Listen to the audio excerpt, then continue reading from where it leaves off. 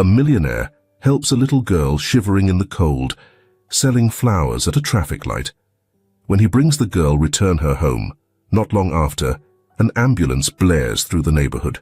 Richard, a 65-year-old man with a distinguished record of accomplishments, had always thrived in his role as a leader. He often prided himself on never losing his composure. But that afternoon, during a critical meeting, something unexpected hit him hard. Just as he was about to conclude a business proposal, a sudden pain made him pause. His head pounded in a way he had never felt before. It was a pressure that seemed to spread behind his eyes. He tried to shake it off, maintaining his professional demeanor in front of the executives, but his hands started trembling and his vision blurred. "I'm not feeling well," he muttered, as if admitting it hurt more than the pain itself. With each passing second, the floor seemed to slip away, until Richard finally collapsed onto the conference room floor. Much to the shock of everyone around him, chaos erupted instantly, with colleagues exchanging worried glances as a few tried to assist him. Richard, disoriented, barely registered what was happening as he was rushed to the hospital, where a series of tests awaited him. He felt more exposed than ever when surrounded by equipment and medical professionals. Lying on the hospital bed with his mind still hazy, Richard struggled to suppress his growing anxiety, a foreign feeling for someone used to being in control of every detail. After what felt like an endless wait, the doctor entered the room. Weary, Richard looked up, searching for any indication of the results in the doctor's expression, but instead found a solemn face. The doctor adjusted his glasses, then, with a steady and serious tone, spoke words that would echo in Richard's mind for days to come. "Mr. Richard, I'm sorry to inform you that the tests indicate a large brain aneurysm. It's at a high risk of rupturing," the doctor said. Richard heard these words as if from a distance, each syllable striking like a blow. "What's the solution?" "I need you to do whatever it takes," he replied, striving to keep his usual decisive tone, though uncertainty had already crept into his voice. The doctor sighed, the kind of sigh that comes when delivering difficult news. "There's a surgery option, sir, but the chances of survival are only 2%. That means a 98% chance you won't make it. The other option is to wait." He paused. "You have, at most, 7 days. 7 days. Those words echoed in his mind like a hammer blow, turning everything around him into a dim haze. 7 days? You're telling me I'll be gone in a week? Only a week to set things right with my daughter?" he muttered, struggling to conceal his shock and disbelief. His empire, his life, everything he'd built now, seemed like a fragile, meaningless illusion. What weighed on him most was the time he'd wasted building it all while his daughter grew up, far from his side. With a weary gesture, he dismissed the doctor and closed his eyes, trying to absorb the crushing weight of the diagnosis. On the way home, Richard sat silently in the back seat, watching the rain streak down the car windows, forming streams that blurred together in a shapeless swirl. Every raindrop sliding down the glass felt like a relentless reminder of time slipping away. 7 days. My whole life condensed to a week, he thought, a deep sadness finally surfacing, a grief he'd long refused to feel. After all, he had always chosen success, power, and the certainty that he controlled everything over family. Now, there was nowhere to run. Death awaited him, and he was about to face the one adversary he could never defeat. The car came to a halt at a red light, and Richard, lost in thought, noticed a scene that caught his eye. Outside, under the pouring rain, a small figure struggled to stay upright. It was a girl, no older than 8, holding a makeshift bouquet of flowers, her hands nearly blue from the cold. She approached each stopped car, offering the flowers with desperate hope, water streaming down her pale face. Richard watched, almost mesmerized, as she moved from car to car, pleading for attention, though no one seemed willing to help her. How could a little girl be out alone in a storm like this? Richard thought, feeling a tightness in his chest. The light turned green, but he hesitated. His driver looked in the rearview mirror, awaiting directions, but Richard couldn't tear his gaze from the girl. She approached his car with a hopeless expression, her lips trembling and her eyes brimming with tears, trying to make herself heard above the relentless pounding of the rain. Almost automatically, Richard lowered the window, and the girl ran over, clutching the flowers tightly as if it were her last chance. "Please, sir, buy my flowers," she said, her voice shaky and nearly lost in the sound of the rain. "My grandpa. He's home. He's sick. I need money for his medicine. Please. Help me," she pleaded, tears spilling over her cheeks. The sincerity in her eyes was like a spark, piercing through the years of indifference Richard had built up. He felt a pang in his heart, a feeling he hadn't experienced since his own younger days, when he had once struggled to survive. Richard looked at the girl, taking in every detail of her small, frail frame, her wet hair, her pale face, and those eyes that held a pain he recognized.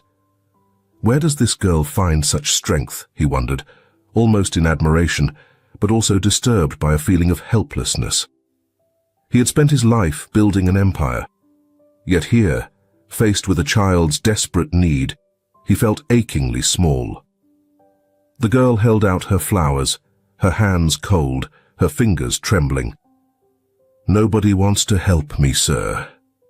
My grandpa needs the medicine.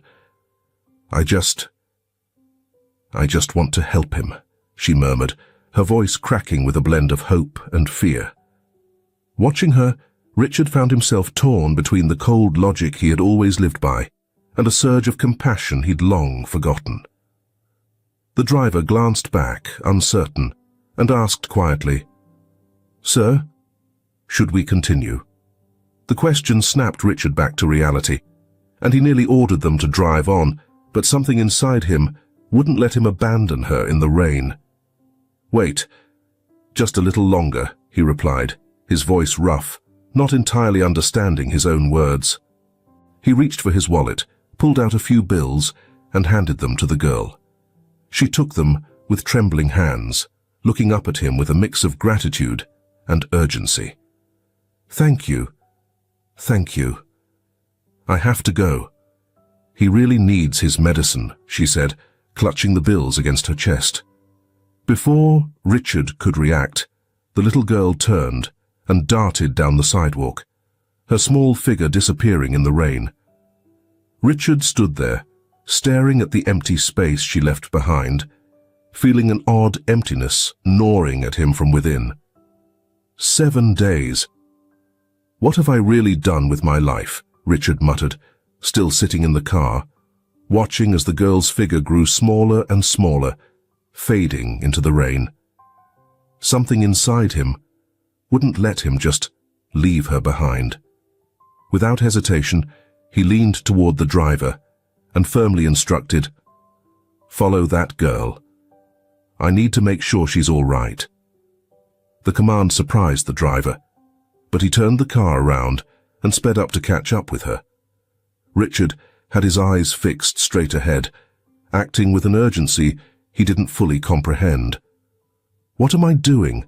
This isn't my business, but I have to go." When they caught up, he lowered the car window and called out, his voice gentler now. "Hey kid, wait up."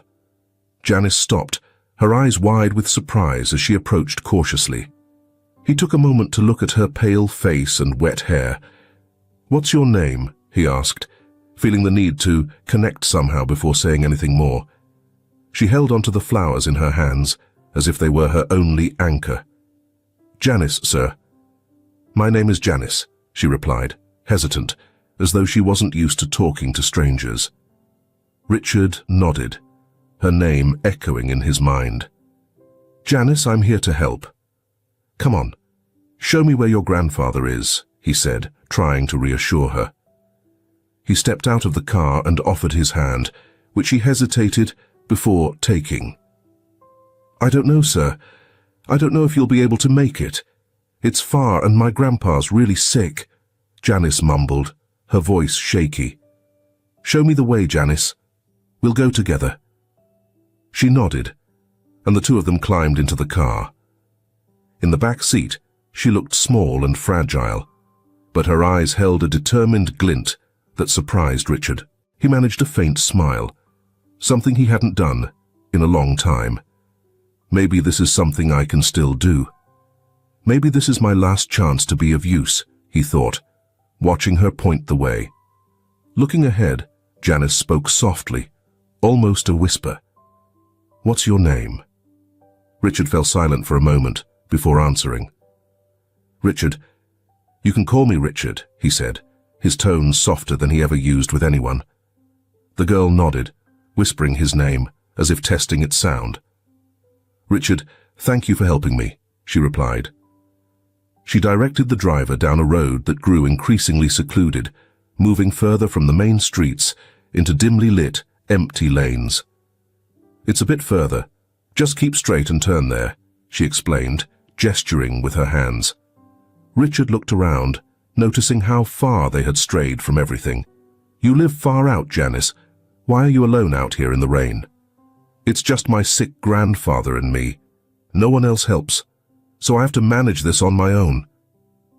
Finally, they arrived at a small house hidden among gloomy, bent trees that seemed to sag under the storm's weight. Janice got out without waiting, running toward the door. Richard followed, feeling strangely out of place yet determined not to turn back. Inside, Richard was met with a heartbreaking sight. Janice's grandfather lay on the floor, a frail-looking old man lying on his back, his face pale and lips unmoving. He wasn't breathing. Janice dropped to her knees beside him, taking his hand as if by some miracle she could bring him back. Grandpa, wake up, Grandpa. I brought help, she murmured desperately, and Richard realized time was against them. Richard knelt by the old man, feeling the urgency of the moment. He's not breathing, Janice. We're going to have to act quickly, all right? He placed his hands on the man's chest and began chest compressions, using all his strength. Every push was a monumental effort, and he wasn't sure if it was enough. Hang in there, sir. Don't leave us now. Your granddaughter needs you, he murmured, as he focused on keeping a steady rhythm. Janice watched with wide, panicked eyes, her breathing unsteady as she stared, hoping for her grandfather to come back. You'll save him, right? He's going to breathe again, right? She begged, her voice a plea that tore at Richard's heart. He sighed, unsure how to answer. I'm trying, Janice. I'm doing everything I can. But we have to stay patient, all right? She nodded, though her eyes were filled with desperation. Richard alternated between chest compressions and mouth-to-mouth breaths, his face slick with sweat, despite the cold air. The strain in his arms grew, and exhaustion threatened to overcome him, but stopping wasn't an option. Janice held her grandfather's hand, her voice a trembling whisper. Grandpa, please, don't leave me alone. You promised you'd always take care of me. Her words pierced Richard's heart, pushing him to keep fighting, as if every second counted. Outside, the storm raged louder, the wind hammering against the house. Richard barely registered the sound of a nearby tree crashing down, blocking the path they'd traveled to get there. He knew the driver had called for an ambulance, but at this point, there weren't many options left. We just have to keep going. It's all we can do, Janice, he murmured through his exhaustion, his voice hoarse and strained. Janice looked up at him, her tear-filled eyes pleading. My Grandpa Arthur is all I have. Please bring him back, she whispered, like a desperate prayer. Richard felt the weight of responsibility like never before, pushing aside the creeping despair. I'm trying, Janice. I promise. I won't give up. Not as long as there's a chance, he replied, though his own body was nearing collapse. The compressions continued, but Richard was growing weaker, his head pounding, his arms aching. He knew he had to keep going, yet his own body seemed on the verge of failure. Beside him, Janice knelt, clutching her grandfather's hand tightly. "Please don't leave, Grandpa. I still need you here," she sobbed, and somehow her pain had become his own. Suddenly, a sharp pain shot through Richard's head, an intense sensation that took over his body. He tried to push through it, but it felt like an electric current surged from his head to his toes. The room seemed to spin as his muscles seized. His vision blurred, and before he could react, he collapsed onto Arthur's chest, his consciousness slipping away like a final breath. Janice screamed in horror, watching as Richard's body went still, as though every last bit of his strength had finally left him. The house echoed with the sound of the storm and the heartbreaking cries of a young girl who, for the first time, felt truly alone. Janice stood, her heart pounding and breath shaky, staring at the two unmoving figures in front of her. Richard and her grandfather, Arthur, lay side by side. Both of them were motionless, both in desperate need of help. Struggling to hold back her fear, she picked up the phone with trembling hands and dialed for emergency services, her voice breaking under the weight of the rain and her fear. "Please, I need an ambulance," she begged through her tears. "My grandfather and the man who tried to help him are in terrible shape. Please come quickly." The dispatcher on the other end tried to reassure her. "We're sending a unit to your location, dear," but the dispatcher warned that due to the heavy rain and blocked roads, it might take longer than usual. "Stay calm and try to check if both of them are breathing. The ambulance is on the way," she said, though her words only deepened Janice's panic. "How much longer? They need help now." Janice looked from her grandfather to Richard, unsure what else she could do, but the call ended before the dispatcher could answer her. The minutes dragged by, each second an agonizing wait. "They'll get here. They have to get here," she whispered, urging the two unconscious men to hold on, though she knew they couldn't hear her. Outside, the rain intensified, the sound of heavy drops hitting the roof, making the silence inside the house even more terrifying. Feeling small and powerless, Janice refused to give up. She knelt beside her grandfather, trying to recall the movements she had seen Richard perform. Placing her hands over his chest, she pressed firmly, desperate for him to breathe again. "Please, Grandpa, stay with me." "I can't lose you too," she pleaded, her tears mixing with the rain on her face. As she performed compressions, her gaze drifted to Richard, whose face was pale and still. This man, who she barely knew but who had risked everything to save her grandfather, lay there helpless, with no one to aid him. "I don't know how to help you, but you have to stay strong," she whispered, feeling helpless but determined. Her hands pressed steadily down, each compression on Arthur's chest making her arms ache, but she didn't let up, clinging to hope. Finally, she heard sirens approaching in the distance. A thread of hope sparked within Janice. "They're coming. They'll save you," she murmured, willing her words to be true as she looked at them, silently begging for a miracle. But the ambulance was still a ways off, and she knew time was running out. Desperately, she pushed harder on Arthur's chest, as though she could will him to breathe again. "Please, Grandpa, you promised you'd never leave me alone." As the lights of the ambulance finally cast shadows through the house's doorway, Janice ran outside, waving frantically to guide the paramedics in. "They're here, please help them," she shouted, her voice cracking as she ushered the team inside. The paramedics quickly began assessing both men, while Janice watched with wide eyes and a pounding heart. "You have to save them. They're all I have left." One paramedic began performing CPR on Arthur, while another checked Richard. The grave expressions on their faces told her how serious the situation was, and she bit her lip, fearing the worst. "We'll do what we can, but both are in critical condition," one of them said, his tone calm but heavy. Janice clenched her fists, knowing there was nothing more she could do but hope and pray. The rain still poured down heavily, complicating the paramedics' efforts to transport Richard and Arthur to the ambulance. They had to work around a fallen tree blocking the path, moving the two men with utmost care. Janice followed closely, her gaze locked on her grandfather and Richard, refusing to look away.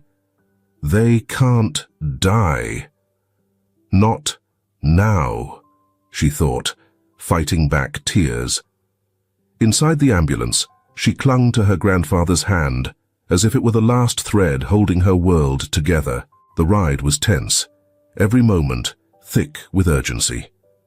Suddenly, Arthur went into cardiac arrest, and the paramedics sprang into action with the defibrillator, working fervently to bring him back. "Please, sir, stay with us. The girl needs you," murmured one of the paramedics, as Janice stood by, wide-eyed and trembling with fear. "Don't give up, Grandpa. I'm right here," she whispered, clutching his hand tightly. Richard lay on the stretcher, his face pale, eyes closed, completely still. The bluish monitor displayed his rapidly rising brain pressure, a sign that the aneurysm, a dangerous bulge in an artery, could burst at any moment. Janice wasn't sure what exactly the doctors were tracking, but she understood enough to know Richard was in grave danger. She watched him, hoping her presence could somehow bring him a sense of peace, even if he was unconscious. "Richard, please, you helped me. Now you need to fight. Don't give up now," she whispered, hoping her words would reach him. The ambulance sped through the city streets under a relentless downpour, and every mile felt like an eternity. Janice was torn between the fear of losing her grandfather and the gratitude she felt toward Richard, who had risked his life to help them. Suddenly, a loud beep sounded from her grandfather's monitor, and the paramedics urgently announced that he'd gone into cardiac arrest once more. Janice watched helplessly as the paramedics worked to revive him with chest compressions and a defibrillator. This can't be happening. This can't be real, she thought, her eyes stinging as she fought back tears. After what felt like an endless struggle, they arrived at the hospital. Janice's heart sank as she watched the paramedics rush her grandfather through the emergency doors. She stood there, staring down the long, cold hallway, watching the doctors disappear, a hollow feeling growing within her, as if a part of her had been carried off with them. "Grandpa Richard, please stay with me," she whispered, her mind spinning with fear and uncertainty. Moments later, a doctor approached and informed her that both Richard and her grandfather were in critical condition. Richard needed emergency surgery to prevent his aneurysm from rupturing, but the only surgeon skilled enough, Dr. Murray, was in the middle of another operation. Janice's desperation grew at the news. "But Richard needs help now. He doesn't have time to wait," she protested, her voice quivering as the doctor gave her a sympathetic look. "Darling, we're doing all we can, but you have to stay strong now," he said, trying to bring a bit of calm to the girl who was struggling to hold back tears. Sitting in the waiting room, Janice's mind could barely focus on anything other than Richard and her grandfather. Richard was someone who had it all, a stranger who had stopped to help someone like her, asking for nothing in return. He'd risked everything, and now he was here, locked in a silent battle for his own life. "Why did you do that, Richard?" she wondered, grappling with what might have driven him to such a selfless act. "I can't lose both of you. I just can't," she whispered to herself, feeling the weight of the responsibility Richard had left on her shoulders. Later, a nurse came into the waiting room, looking serious as he explained that her grandfather's condition had worsened during transport. He had suffered several cardiac arrests, each one lowering his chances of recovery. "We're doing everything we can, but it's a very delicate situation," the nurse said, in a tone that seemed to brace Janice for the worst. She felt a chill run down her spine, but took a deep breath, clinging to hope. Shortly after, Janice was escorted into the room where both men lay. The sight of them made her shiver. Her grandfather was hooked up to multiple machines, each heartbeat seeming like a fragile whisper. On the other side, Richard looked even paler, and a doctor mentioned that the pressure inside his head was dangerously high, with an aneurysm that could burst at any moment. Janice looked at them, every detail underscoring how critical things were. They need help now. There can't be any more delay, she thought, as rising panic gripped her. When Dr. Murray, the neurosurgeon, entered the room, the tension grew even thicker in the air. He glanced at the monitors, then back at Janice, who watched him with a mixture of fear and hope. Taking a deep breath, Dr. Murray chose his words carefully. "Janice, the situation is critical for both of them. Your grandfather's ability to recover is slipping away by the minute, and Mr. Richard, the bleeding in his brain is worsening. I can only operate on one of them right now." But her grandfather's lack of medical coverage stopped his sentence cold. The silence that followed was nearly unbearable, and Janice felt a lump tightening in her throat, struggling to grasp the cruelty of such a choice. She dropped to her knees before the doctor, her face wet with tears. "Please, Dr. Murray, save them both, please. Help my grandfather," she pleaded, her voice choked with desperation. "He's all the family I have." The doctor looked at her with sorrowful eyes and leaned down, placing a hand gently on her shoulder. "I understand, Janice, but the surgery is complicated and comes with a high cost. The hospital needs to ensure payment before proceeding." Dr. Murray's words sliced through her like a knife. She had no way to cover such an expensive surgery and knew the hospital wouldn't operate without payment. "It's not much, but it's all I have," she whispered, barely able to speak as she handed him a small stack of bills from things she had tried to sell earlier. The doctor shook his head. It was far from the amount needed.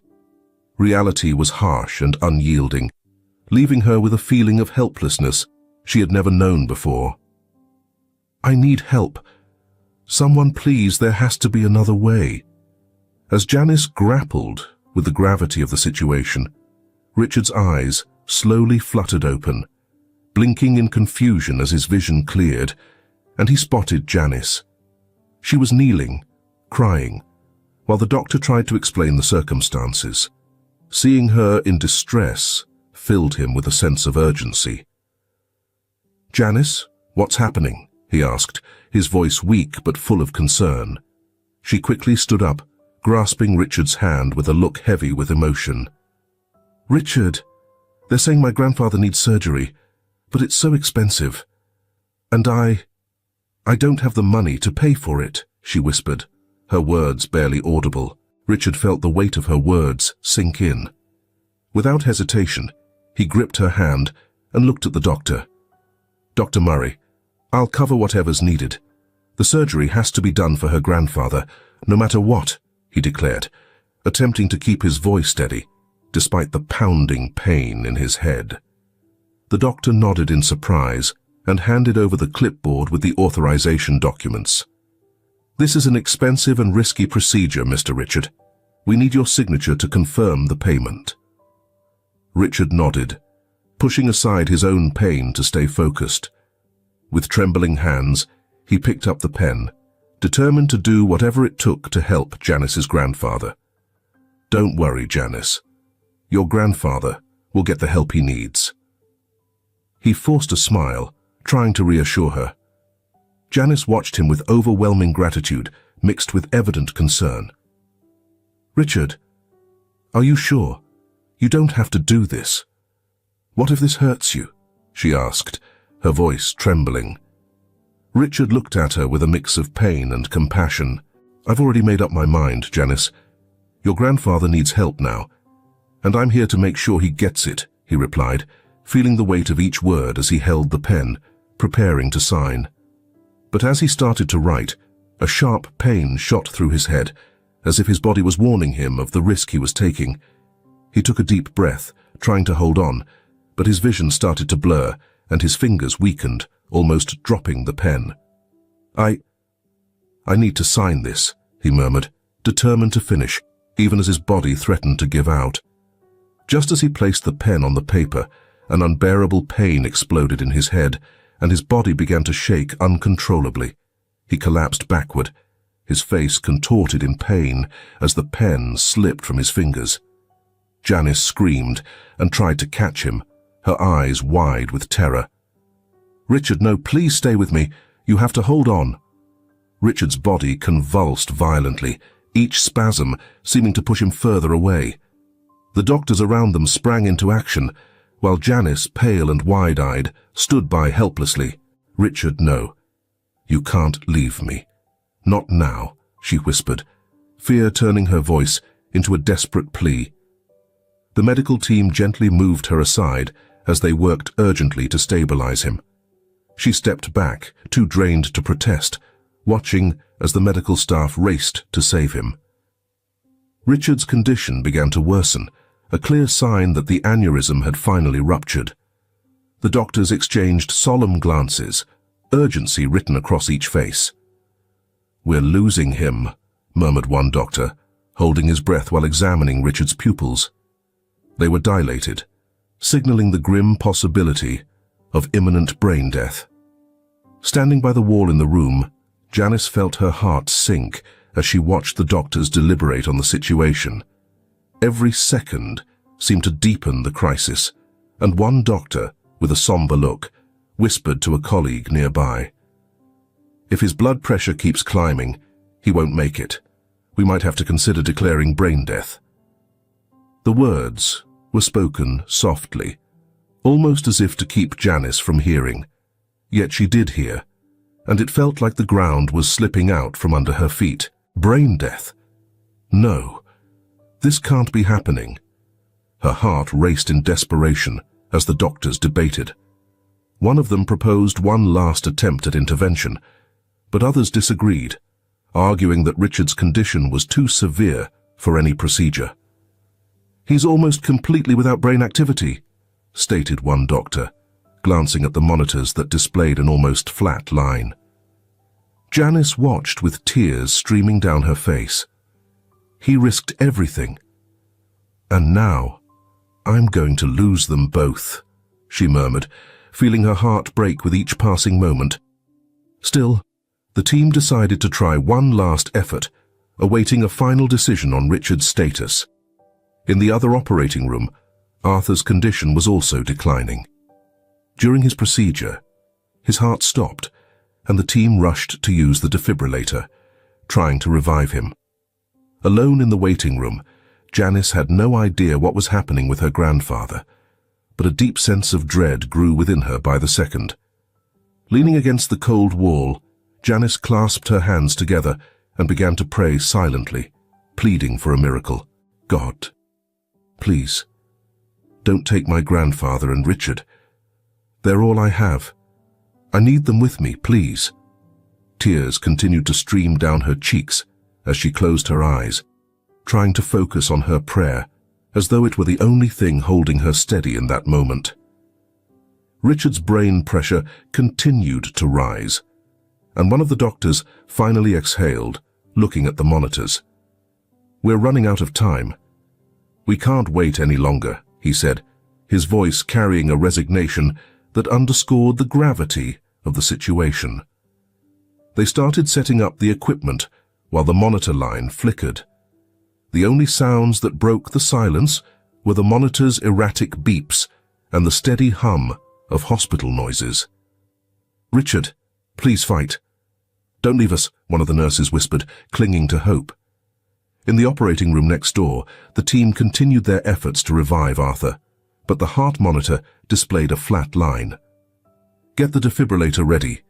We're going to try one more time," the surgeon shouted, as the team swiftly moved around the table. The machine's charging sound filled the room, and in the waiting area, Janice was praying intensely, unaware of what was happening, but feeling an overwhelming sense of dread growing inside her.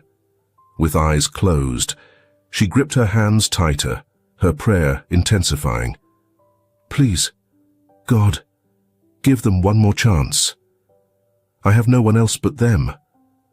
"Don't take this from me now," she whispered, trying to hold back tears, refusing to accept the possibility of losing the two people who meant everything to her. In that hospital, by herself, feeling small and helpless, she experienced uncertainty. Back in Richard's room, doctors were working to stabilize him, but the situation was spinning out of control. The bleeding had spread quickly, and the monitor indicated he was slipping into a deep coma. One doctor made a final attempt to reverse the situation, but the monitor line began to drop, signaling his brain activity was close to nothing. "He's not going to make it, we're losing him," the lead doctor murmured, his face full of sorrow. Just as Richard entered a deep coma, a shout echoed from the operating room next door. "Defibrillator, quickly! We need to revive him." Richard's diagnosis of brain death hit like a merciless blow. Standing alone in the hallway, Janice struggled to absorb the reality the doctors had just confirmed. They had told her there was nothing more to be done, that Richard's body remained, but the life she knew within him had faded. Tears streamed down her face as she tried to process the thought that the man who had risked everything for her grandfather was now in a state from which he might never return. "No, this can't be happening. He can't leave me now," Janice muttered, wrapping her arms around herself as if to hold back the overwhelming fear. Sitting on a cold, empty bench in the waiting area, she clung to herself, fighting against the rising panic. She wanted to scream, to beg, to do anything that might change the doctors' minds, to make them hear her. But all she could manage was to sit there alone, eyes fixed on the doors where Richard was. "Richard, please, you can't leave me. You promised you'd stay," she whispered, her voice trembling, as if her words might somehow reach him. The doctor confirmed Richard's difficult signature on the papers he'd signed to authorize surgery for her grandfather, Arthur. With the approval in hand, the team hurried to take Arthur into the operating room, leaving Richard in intensive care as his condition grew more severe. Janice watched every movement of the medical staff, her heart torn between gratitude and terror. "He did this for me. He really did," she thought, unable to stop the stream of tears running down her cheeks. As she waited anxiously for news of her grandfather's surgery, Janice paced the hallway, each short step slow and unsteady. Her heart pounded faster with every sound, each time hoping it might be a doctor with news. Time crawled by, and her fear of losing both of them grew with every second. "Please, Grandpa, you have to come back. And Richard, you have to fight too," she whispered, squeezing her hands together in a desperate prayer. Hours later, a doctor finally emerged from the operating room, walking towards her with a weary, serious expression. Janice looked up at him immediately, tears streaming down her face as she braced herself for the news she dreaded. "Miss Janice," the doctor began, "your grandfather survived the surgery. We did everything we could, but his condition is still critical. He'll need a lot of care, and there may be lasting effects." The doctor's words hit her hard. Relief flooded her at knowing her grandfather was alive, offering a fleeting moment of peace, but the thought that he might never be the same filled her heart with sorrow. "Thank you, Doctor.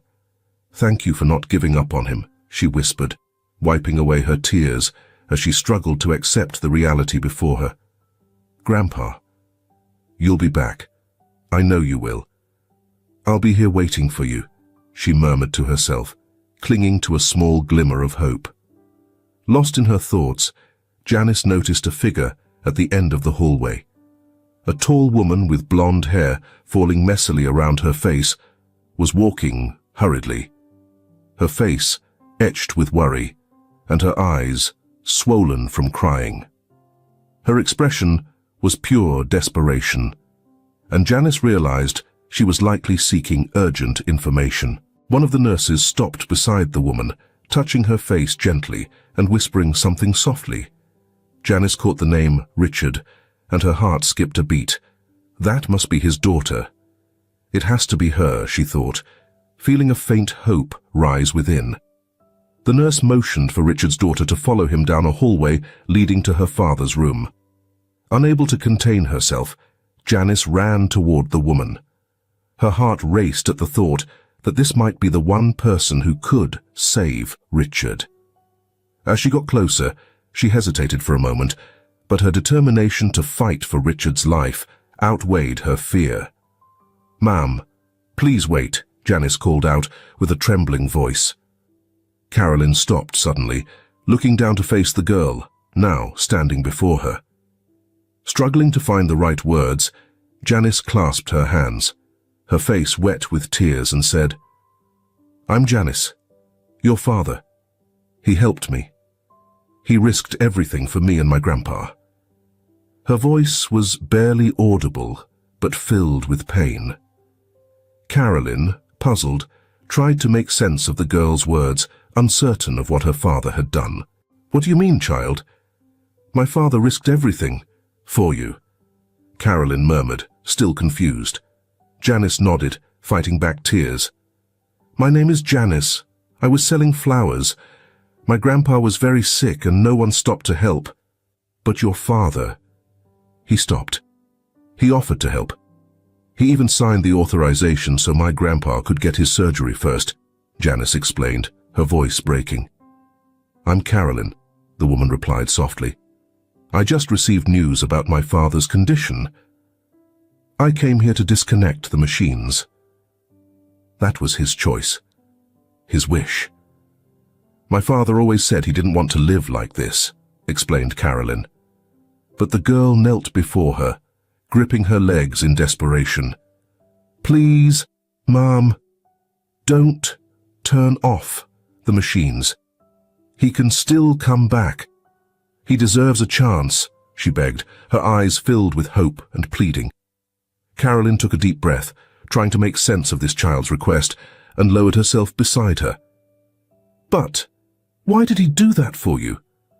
Why did my father risk everything like that?" she questioned, trying to grasp the connection that somehow bound Richard to this girl. Through tearful gasps, Janice replied, "He was the only one who stopped, the only one who helped me when no one else cared to listen.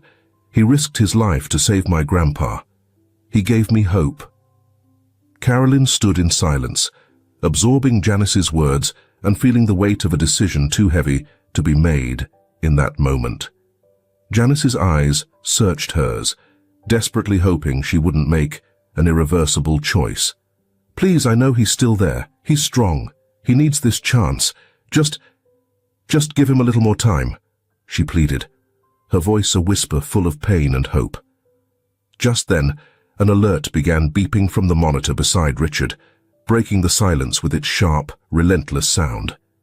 Janice and Carolyn turned at once to look into Richard's room, the alarm echoing like a grim reminder. Janice's desperation intensified, and she looked at Carolyn, her eyes full of fear, as if her own life depended on the decision being made. "Please, he's trying to fight. I know he is. Don't let him go," she whispered, her face streaked with tears once more. Carolyn remained quiet, breathing heavily. One by one, the machines that kept Richard alive began to fail, and Janice felt as though each sound was ripping away a part of her hope.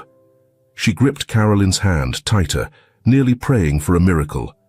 The steady hum of the machines turned into an alarming tone, growing louder with each passing second. The monitors that had been showing a steady line now emitted sharp, broken sounds, with peaks spiking and disappearing as if the system itself was close to giving up.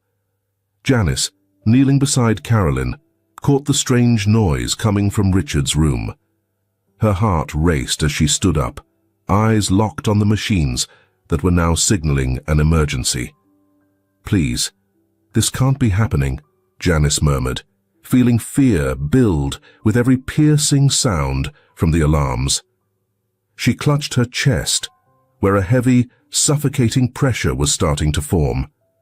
Desperation overtook her, and her breathing became shallow and rapid. The sound of failing machines felt like a countdown to the worst. "Richard, you have to hold on. You can't leave me now," she whispered, each word an effort to cling to hope. Gradually, her breaths grew heavier, and she felt a familiar tightness in her lungs, as though the air itself refused to enter. It was a feeling she knew too well, a looming asthma attack, threatening to intensify along with her rising panic. "No, not now," she muttered, trying to control her breathing, but the malfunctioning equipment made it feel impossible. She gulped down air, but the panic left her more breathless each time. Sensing Janice's distress, Carolyn placed a hand on her shoulder, attempting to comfort her. "Calm down, Janice. You need to breathe slowly. Try to relax, okay?" she said, trying to maintain her own composure, though her heart was pounding with fear. Janice looked up, her eyes wide, trying to follow Carolyn's advice. But her chest was tightening, her breath becoming more shallow, signaling she was on the edge of a serious attack. I can't breathe," she whispered, her voice barely audible, struggling in vain to keep her fear at bay. Suddenly, a louder alarm echoed down the hall, signaling Richard's condition had worsened. Doctors and nurses rushed into the room, adjusting the equipment and trying to stabilize his critical state. Janice watched from a distance, barely able to breathe herself, yet unable to look away. "Richard, you have to fight. You promised me you'd stay." Janice whispered each word faintly, as if even breathing was a struggle. During the peak of her asthma attack, dizziness set in, and the hallway around her seemed to spin. The hurried footsteps of doctors mixed with the hum of machines, blurring everything into a chaotic haze. Trying to focus, she pressed her hand against her chest, desperately forcing air in, but panic was overtaking her. "I need to breathe. I need help," she thought, as her body shook and her vision dimmed. Amid the confusion, Carolyn shouted at a nurse as Janice began to collapse, but just then, a loud explosion echoed through the hospital. Lights flickered before everything was swallowed in darkness. A complete blackout enveloped the building, leaving hallways and surgery rooms without any light source. The machines fell silent, and the heavy darkness magnified everyone's fear. Panic surged, and Janice, lost in the blackness and out of breath, tried to hold onto the bit of air she could, but her body wasn't responding. Emergency lights tried to blink on, but quickly failed as the generators completely shut down. Darkness engulfed Carolyn and Janice, who felt their anxiety grow. Janice's breathing grew shallower, her chest rising and falling wildly as she struggled in vain to calm her asthma attack. "I can't lose air now," she thought, each breath an enormous effort. Soft, hurried footsteps echoed down the empty hallway, and suddenly a gentle hand touched her shoulder. It was a nurse who had somehow managed to locate her in the dark. "Here, take this, honey," the nurse whispered, pressing an inhaler into her hand. Janice held onto it tightly, like a lifeline, and took a dose in the midst of the chaos. Slowly, she began to breathe easier, feeling the air finally filling her lungs. Thank you," she murmured, a glimmer of hope flickering through her crisis. But before she could say more, the nurse was already standing with a serious expression. "I need to get to other patients. We're without power, and many rely on critical equipment," she said urgently, casting one last worried look at Janice and Carolyn before disappearing down the hallway, leaving them alone again. Worry crept over them as they exchanged looks, sharing a silent fear about what they might find in Richard's room. Janice, barely catching her breath, clutched a small toy flashlight she had tucked in her pocket. "Come on, we need to check on him. My grandpa doesn't use machines. But Richard..." "We have to go," she whispered, looking at Carolyn with a determination that was shaky, yet unwavering enough to keep her moving forward. Carolyn's heart was pounding erratically, but she nodded, swallowing down the fear threatening to take over. "Yes, we need to make sure he's okay," she replied, trying to steady her voice as they walked together down the dark hallway. The faint beam from Janice's flashlight wobbled with every step, but it still gave them enough light to make their way toward Richard's room. As they neared the door, the silence from within was almost suffocating. There were no sounds of a ventilator, no rhythmic beeping from monitors. Carolyn felt her heart sink as she tightened her grip on the manual ventilation mask she was holding, bracing herself for the worst. If the ventilators stopped, he might be without air, she murmured to herself, her gaze fixed on the door, trying to summon the courage to step inside. Carolyn took a deep breath, letting instincts and courage she didn't know she had take over. Following her touch and intuition, she carefully positioned the manual ventilation mask over her father's face. Each breath she provided to Richard was a silent battle in the dark, a desperate attempt to keep him alive. Janice held the dim light toward Richard, trying to illuminate his face enough for Carolyn to see what she was doing. In that small beam, there was a flicker of hope. "It's all we've got, but it's enough. I know we can do this," Janice murmured, almost to herself, holding the flashlight tightly in her trembling hands. With each movement, Carolyn matched the rhythm of the manual ventilation, pressing the mask to imitate the breaths that the machine could no longer provide. "Richard, you have to fight.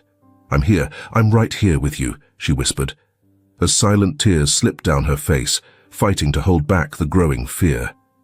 Each press seemed to take something from her, but Carolyn stood resolute, focused on keeping the oxygen flowing for her father. The room was silent, broken only by the sound of the mask being compressed and released, and Carolyn's unyielding effort to keep Richard breathing. The flashlight's beam wavered slightly as Janice, immersed in her own struggle to help, held steady, feeling a sharp fear clawing at her chest. "Come on, Richard.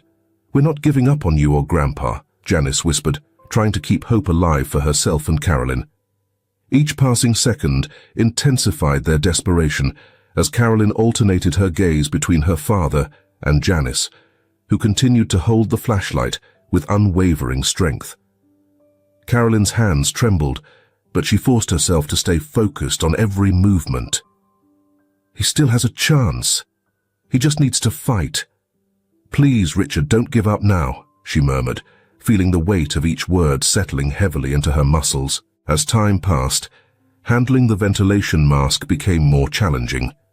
The emotional and physical weight of the moment felt almost unbearable, but Carolyn pressed on, determined not to give up. Minutes stretched into what felt like hours, and fatigue began to wear on her resolve. "I can't give up. He can't give up," she thought as tears streamed uncontrollably, blurring her vision. Sensing Carolyn's exhaustion, Janice moved closer, keeping the flashlight steady on Richard's face. "Ms. Carolyn, I can help." "I can hold the mask while you rest," Janice offered softly, her voice carrying a kind of bravery that only desperation could grant. Carolyn hesitated, looking at the young girl with surprise and understanding, but shook her head. "No, I can't take that chance. He needs air now, and I need to keep going." As the effort became almost unbearable, Carolyn felt her heartbeat quicken, her movements with the ventilator growing faster and more desperate. "Please, Richard, hear me. You have to keep breathing. Don't leave me like this," she whispered, her voice finally surrendering to despair. Just then, after what felt like an eternity in darkness, the hospital lights flickered, dim at first, then steadier. As though the system were unsure if it could resume its function, the lights in Richard's room flickered, slowly growing brighter until they filled the space completely. Carolyn and Janice exchanged relieved glances, each feeling a brief moment of hope. "The lights are back, Richard," Carolyn murmured, trying to hold on to the belief that this small victory meant everything would turn out fine. But their relief was short-lived. Moments later, the door swung open, and a nurse rushed in, breathing heavily and bringing distressing news.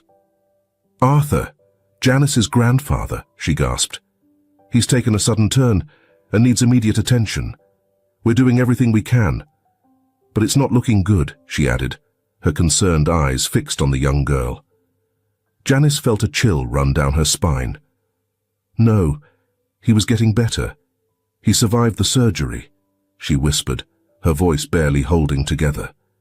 Tears welled up in her eyes, her heart sinking under the weight of this new crisis. She looked at Carolyn with desperation, feeling an overwhelming urge to help in any way she could. I need to be with him, Miss Carolyn. I need to see my grandfather, she pleaded, her voice shaking. Carolyn nodded, understanding the girl's anguish, even as her own heart felt torn between Richard and Arthur. Go, Janice. I'll stay here with my father, she said, giving the girl's hand a reassuring squeeze. He'll be all right. We have to believe that, Carolyn whispered, almost to herself. As Janice hurried off to be with her grandfather, Carolyn shifted her full focus back to Richard. The hospital's backup system was struggling to keep things going, each second feeling like it teetered on a fragile edge. Richard's respirator was operating, but only in fits and starts, forcing Carolyn to stay on high alert, ready to take over with manual ventilation if needed. Fatigue swept over her, but she refused to let herself feel weak. Dad, you can't leave me now. I need you to keep fighting, please, she whispered, each word etched with fear. Out in the hall, Janice made her way to the room where Arthur was being treated. Inside, the doctors were working with intense focus, doing everything they could to turn things around. Janice stopped at the door, hands clasped together in silent prayer, holding her breath as she watched the medical team battle for her grandfather's life. Grandpa, you promised you'd stay with me. Don't give up now, she murmured, her voice thick with emotion. She closed her eyes, as if her silent prayer could reach him, lending him strength to hold on just a little longer. Arthur's condition seemed to be worsening, and the medical team exchanged tense glances, fully aware they were facing near impossible odds. The monitors hummed, machines flickered, and for a moment, Arthur's vital signs took a sudden drop. One of the doctors rushed over to adjust the settings, and Janice shrank back, feeling despair grip her heart. No, not him too, she whispered, her hands trembling. In Richard's room, she noticed her father's respirator beginning to sound an alert. Once again, the equipment seemed on the brink of failure.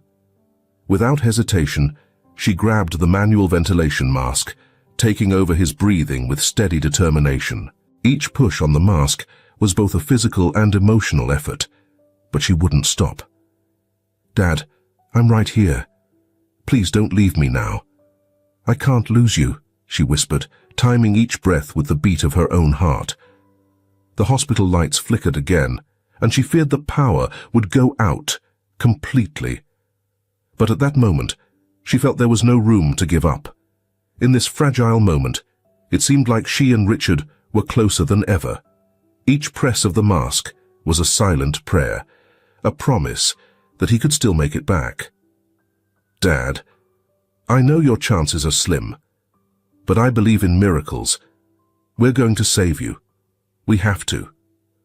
After what felt like an eternity of shadow and uncertainty, the hospital lights flickered, dim and unsteady, as if the power still hadn't fully returned. In Richard's room, the flickering light revealed his pale, motionless face, while the monitors around him beeped erratically. Carolyn held his hand, feeling the coldness of his skin against hers.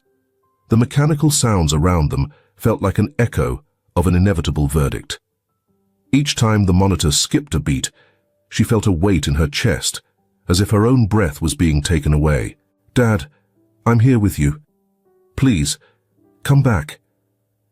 I am aware that you never desired to live on machines. I know you wanted to live, not merely survive. But how can I go on without you? Don't leave me, she whispered, her voice barely audible over the hum of the machines. Carolyn understood how critical Richard's condition was, yet the thought of losing him was unimaginable. You're strong. Please keep fighting, she murmured, trying to send him a thread of hope, though hers was quickly unraveling. Just then, the door opened, and the doctor stepped in. His face was serious, his eyes holding a somber compassion. Carolyn felt the weight of the moment, realizing he bore a difficult decision. He approached her, his expression conveying the severity of the situation. "Miss Carolyn, we need to talk about your father's condition," he said gently. Carolyn pressed her lips together, feeling a wave of anger that nearly suffocated her. "Doctor, please, do everything you can to save him. To bring him back," she implored, struggling to hold back the tears that threatened to overflow. The doctor paused, seemingly choosing his words carefully. "Your father is in a vegetative state, and his health is extremely fragile. His vital signs are unstable, and it's a very critical situation. Without immediate intervention, he won't make it much longer. But even with the surgery, there's only a 2% chance he'll survive, and he may not wake up from the coma." Each word felt like a blow. Carolyn felt her world collapsing around her, trying to process the news, searching for any fragment of hope where there seemed to be none. 2% was all that was left, a sliver of hope. How can I make such a decision? If that's his only chance, then do the surgery. He deserves that chance. I don't care if it's 2%, 1%, or a fraction of a chance. As long as we can, fight for him, she said, forcing herself to sound resolute. The doctor looked at her with understanding eyes, though his expression grew more serious. "I want you to understand the risks. The surgery has only a 2% success rate. He may not survive it," he said carefully. "Isn't there any other option?" she asked, desperately searching for an alternative that wasn't so devastating. But the doctor simply shook his head. "Unfortunately, no. Without the surgery, he won't survive much longer, and even with it, there are significant risks, especially given the unstable power situation. If there's another outage during the procedure..." "The odds are almost zero," he explained, his voice heavy with the hard truth that Carolyn now had to face. The choice felt impossible, yet Carolyn knew she couldn't just let go. She clung to her father's hand, feeling the faint warmth that still lingered. It was the last sign of life, connecting her to him. "Dad, I don't know if this is the right choice, but I can't give up on you," she thought, as tears finally began to trace down her face. The image of her father, always so strong and present, was now slipping into a fragile memory, and she knew she had to fight, no matter the cost. Carolyn looked at the doctor, trying to summon the courage to respond. "I understand the risks, doctor, but he deserves that chance, however small." Her voice, though shaking, held firm. The doctor nodded, a mix of respect and concern in his expression. "Then we'll prepare for surgery, but please be ready for any outcome," he said, gently placing a supportive hand on her shoulder. With his condition and the limits of what the hospital could do, he couldn't promise things would turn out the way they hoped. "Take a moment to say goodbye," he advised, his tone a quiet warning. Carolyn felt the weight of responsibility and uncertainty bearing down on her. Each word the doctor spoke seemed like a caution, preparing her for the worst, but she refused to yield to fear. "I know, but he's strong, and I have to believe he can make it. Please, just do everything you can," she responded, convincing herself her choice wasn't just stubbornness. As the doctor left to prepare for surgery, Carolyn leaned over Richard, gripping his hand even tighter. "Dad, I know you can fight. You're strong, and I'll be here, waiting for you," she whispered, her gaze locked on his face, as if her words could reach the depths of his consciousness and keep him holding on. The unsteady sound of the machines was a constant reminder of the danger, but she chose to block it out, focusing instead on the promise she'd just made. She would stay by his side until the last moment, pushing back the fear and holding on to even the slightest bit of hope. The cold, white light of the surgical room seemed to intensify the weight of it all. Dr. Murray stared at the monitors tracking Richard's intracranial pressure, which was rising to dangerous levels. Every second felt like a test, and the team knew even the slightest misstep could turn the surgery into a battle lost before it began. We have to be ready. Every detail matters now, he thought, fully aware that even a minor mistake could seal Richard's fate. From the waiting room, Carolyn watched, her face etched with exhaustion and fear. Through the small window, she could see the medical team moving with precision, adjusting each tool and triple-checking every setup. The glass between her and the operating room felt like an unbridgeable gap, a barrier that prevented her from helping her father when he needed her most. "He needs me, and all I can do is watch," she murmured, feeling powerless and frustrated as she gripped the edge of her seat tightly. As the doctors meticulously prepared the surgical environment, Carolyn drifted into childhood memories. She remembered her father as a strong, invincible man who never backed down from a challenge. Now, he lay there, vulnerable and fragile, at the mercy of a situation that no amount of money or influence could fix. "Please, Dad, you were always my strength. I need you to fight for me," she thought, a single tear slipping down her cheek as she watched him surrounded by machines. Inside, Dr. Murray coordinated with his team, each member taking strategic positions and reviewing the procedure. Richard's neurosurgery was one of the most challenging and delicate procedures they had ever undertaken. The nurses readied an array of instruments, forceps, scalpels, probes, and other tools essential for the operation. Each movement was carried out with precision, like a carefully choreographed dance, where a single misstep could be fatal. "We have to be prepared for anything. No mistakes," Dr. Murray reminded, keeping his team focused and steady despite the tension visible on every face. On the other side of the glass, Carolyn watched every detail, her anxiety growing by the minute. Seeing Richard, always her protector, now so vulnerable and dependent on the doctors, was nearly unbearable. "He's always been my shield, and now he's the one who needs help," she whispered, hands clenched in a silent prayer, feeling torn between hope and despair. The quiet in the waiting room seemed to amplify her suffering, as if she were trapped in a nightmare she couldn't wake from. The medical team adjusted the monitors, which displayed dangerously erratic shifts in Richard's intracranial pressure. The nurses exchanged glances, fully aware that the slightest mistake could trigger a complete breakdown. Dr. Murray kept his eyes locked on the readings, each second demanding his full concentration. He understood this was a race against time, one that required him to act swiftly, yet with exact precision. "We'll do everything we can to keep him stable, but we have no margin for error. There's only a 2% chance," he warned, his voice calm but firm. The tension in the waiting room thickened, and each passing second felt like an eternity.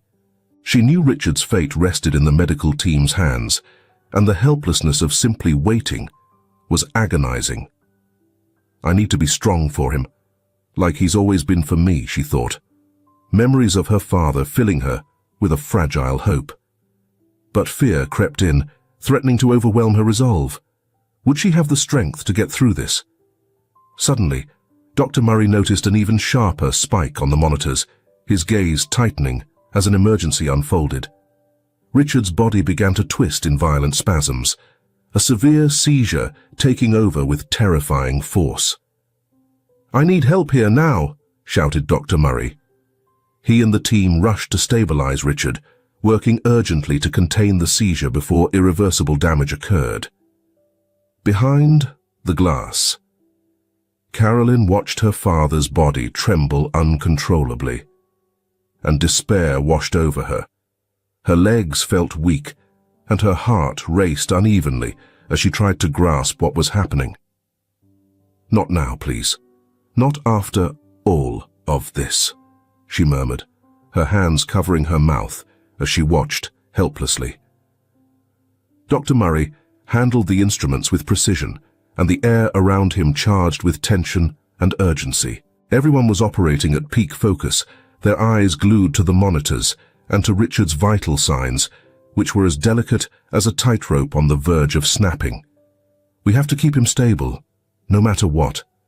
We can't lose control now," Dr. Murray murmured, his voice barely audible amid his intense concentration. Meanwhile, the anesthesiologist, positioned beside Richard, kept a sharp eye on the vital signs, knowing that even the slightest fluctuation could put the patient at serious risk. Any misstep at this moment was simply unacceptable. Suddenly the numbers started to drop, and the anesthesiologist's brow furrowed. "Dr. Murray, we're seeing instability in the vitals. We need to adjust the anesthesia, or he could become unstable," the anesthesiologist warned, voice tense yet steady as he tried to keep Richard as stable as possible. Outside, Carolyn waited. Her hands were clasped tightly, her eyes fixed on the clock, as if every second crawled by, slower than the last. She knew her father was under the care of a highly skilled team, but the fear of losing someone so dear hung over her like a constant shadow. "Dad, please, you have to pull through," she whispered to herself, fighting back tears that kept threatening to spill. Inside the operating room, Dr. Murray and his team moved cautiously. Every action was executed with surgical precision, a dance of expertise in a setting that felt almost unbearable. Through the magnification of the microscope, Dr. Murray could see the extent of the bleeding, but he quickly noticed something concerning. "We have more blood than anticipated. This makes it harder to access the aneurysm," he said, his expression growing serious as the nurses around him exchanged worried glances. Realizing that the bleeding was more severe than expected, put everyone on high alert. Dr. Murray's hands, though steady, tensed as he paused momentarily to evaluate the best approach. "Every second counts. We can't stop now. We need access to—" His voice conveyed the gravity of the situation. The anesthesiologist continued monitoring closely, adjusting doses with careful precision. "We're at the limit. Any change, and he could destabilize," he murmured, his voice low but laden with concern. In the waiting room, Carolyn felt as if she were trapped in an endless nightmare. Every passing minute seemed like an eternity, and the silence around her was overwhelming. She remembered all the times her father had encouraged her to stay strong and resilient in the face of challenges. Now, she prayed that he could find that same strength within himself. "I know you can get through this, Dad. You're stronger than anyone could ever imagine," she thought, clinging to that last strand of hope.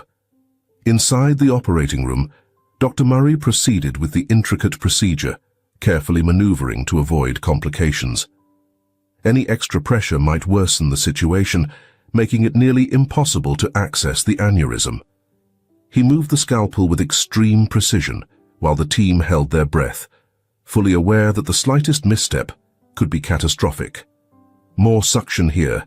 Visibility is poor," he instructed, his firm voice carrying a sense of urgency that only heightened the tension in the room. Time pressed on, and the medical team fought against it. Each move Dr. Murray made was calculated and exact, with the assistants maintaining a controlled environment despite the increasing risk of failure. From outside, Carolyn watched the doctor's every move through the glass, her gaze searching for her father's face, knowing he lay unconscious. "He has to win this battle. I can't bear to lose him," she thought, holding on to memories of him, encouraging her to be strong and to never give up. Suddenly, Richard's vital signs began fluctuating on the monitor. The anesthetist glanced at Dr. Murray, her expression tense. "We're losing stability on his vitals. His pressure is spiking," she warned, working swiftly to stabilize Richard. Dr. Murray exhaled deeply, fully aware that each passing second made the operation riskier. "Keep monitoring. We need to reach the aneurysm before things worsen," he directed. The team nodded in silent understanding, knowing the precision the task required. Just as Dr. Murray approached the aneurysm, he realized it was even more severe than expected. He adjusted his position, advancing with utmost care, aware that any additional pressure might cause an irreparable rupture. "This is the critical moment. We need to stay calm and precise," he said, as everyone held their breath. As he carefully positioned the instrument to engage the aneurysm, a sharp beep echoed from the monitor, signaling yet another shift in Richard's vitals. The anesthetist made a desperate attempt to stabilize him, but it was clear they were reaching their limits. "Dr. Murray, his vitals are dropping low. I'm not sure how much longer he can hold on," the anesthetist warned, heightening the focus in the room. Outside, Carolyn, his aunt, watched every movement with a blend of desperation and hope. She didn't fully understand what was happening, but sensed that this was a crucial moment. "Please, Dad. Don't leave now, please." She whispered a prayer, clinging to a thin thread of hope, as everything around her seemed on the verge of collapsing. "God, I beg you, don't take him." Inside the operating room, Dr. Murray made one last attempt to reach the aneurysm, his hands precise as he straddled a line between success and failure. As he adjusted his tool to control the aneurysm, a rush of red flooded the surgical field. The aneurysm had burst during the procedure, intensifying the already charged atmosphere in the OR. Dr. Murray kept his focus on the surgical field, his hands moving with careful precision, each motion deliberate and controlled. After hours of painstaking work, he had finally visualized the aneurysm, a small, threatening bulge in the delicate web of blood vessels. With each beat, the aneurysm seemed to taunt him, as if ready to break under its own fragile weight. "It's now or never," he thought, feeling the weight of the moment pressed down on him. Around him, the medical team stood still, almost holding their breath, awaiting his next instruction. The assistants prepared the materials needed to contain the aneurysm. Each move was choreographed in perfect sync. "We need calm and precision. One mistake, and everything falls apart," murmured Dr. Murray, more to himself than anyone else. He focused on keeping his hands steady, though the risk was overwhelming. Across the room, the anesthetist monitored the screen closely, fully aware that any sudden change in Richard's vitals could be a critical warning sign.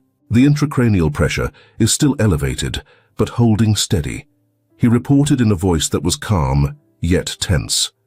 Richard's pressure fluctuated wildly, spiking and dipping, as if his body were fighting a silent battle against time. "We don't have much time, Dr. Murray. We need to move quickly," he urged, casting a worried look at the surgeon.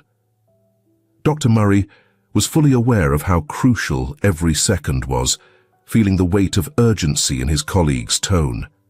He took a deep breath, refocusing and pushing aside any distractions. "Let's proceed. Keep the area as clear as possible, no interruptions," he instructed, as he prepared himself for the next critical step. With precise, almost surgical focus, he began, knowing that even a slight misstep could have fatal consequences. "One step at a time," he reminded himself, struggling to keep his hand from trembling. Meanwhile, Carolyn waited in the hallway, oblivious to the technical details of the surgery, but painfully aware of the life-threatening danger her father faced. Each passing minute seemed to intensify the weight she bore. Only the sound of the clock ticking in the hospital corridor broke the silence, each tick serving as a harsh reminder of her helplessness. She clenched her hands, her gaze fixed on the small window of the operating room door, as though she could see through the walls. "You've been through so much already, Dad. This will just be another hurdle," she whispered, caught between despair and hope. Inside, Dr. Murray proceeded, every movement deliberate and controlled. As he neared a critical point, a faint tremor went through him. He knew he had completed the riskiest part, but the job was far from over. "Secure the aneurysm. Now we need to stabilize the field and check for any leaks," he said, his voice laced with contained determination. The clip was in place, yet he understood that any flaw could lead to a relapse. The anesthesiologist, closely monitoring Richard's vital signs, exhaled in slight relief as the levels began to stabilize. "The pressure is dropping, but we still need to keep a close watch," he cautioned, eyes fixed intently on the monitors. A moment of quiet settled over the room, a small victory. Though everyone understood the situation remained critical. Dr. Murray gave a nod, but his focus remained on the surgical field. "We're almost there. Just a few more steps," he thought, doing his best to stay calm. Carolyn, standing just outside, watched the doctor's movements through the glass, her anxiety growing with each passing second. Time seemed to drag on, each moment stretching between hope and dread. Her father's words echoed in her mind, urging her to be strong and to never give up. "Please, God, I just need one miracle," she whispered, as silent tears traced down her cheeks. She clutched the crucifix around her neck, trying to hold on to any shred of strength she could find. Inside the operating room, the team moved with flawless synchronization, double-checking the containment points around the aneurysm to make sure everything was secure. Dr. Murray motioned for them to adjust the lighting, preparing to make one final check. The operation had gone well, technically, but he knew there was still a long way to go for a complete recovery. "The critical phase is over. Now, it's a matter of stabilizing and monitoring," he said, allowing himself a slight sigh of relief. The anesthesiologist watched Richard's vital signs, which had now settled into a more controlled rhythm. "He's stable, for now," he remarked, though there was still a cautious edge to his voice. Though relieved, the entire team remained aware that Richard's condition was fragile, and any slip could undo their progress. Dr. Murray looked at his patient, feeling the weight of responsibility lingering. "I've done my part. The rest is up to you, Richard," he thought, with hopeful resolve. After wrapping up the procedure, the team prepared Richard for transfer to the ICU, where he would be closely monitored. Dr. Murray removed his surgical gloves, the sound of the latex peeling away echoing softly in the room, a small but definitive end to one of the most tense procedures of his career. The risk of complications was still high, but now all he could do was wait. The procedure was successful, but we'll see if he remains in a coma. "We'll be monitoring his vitals closely," he explained to the team, his tone professional but with a hint of relief.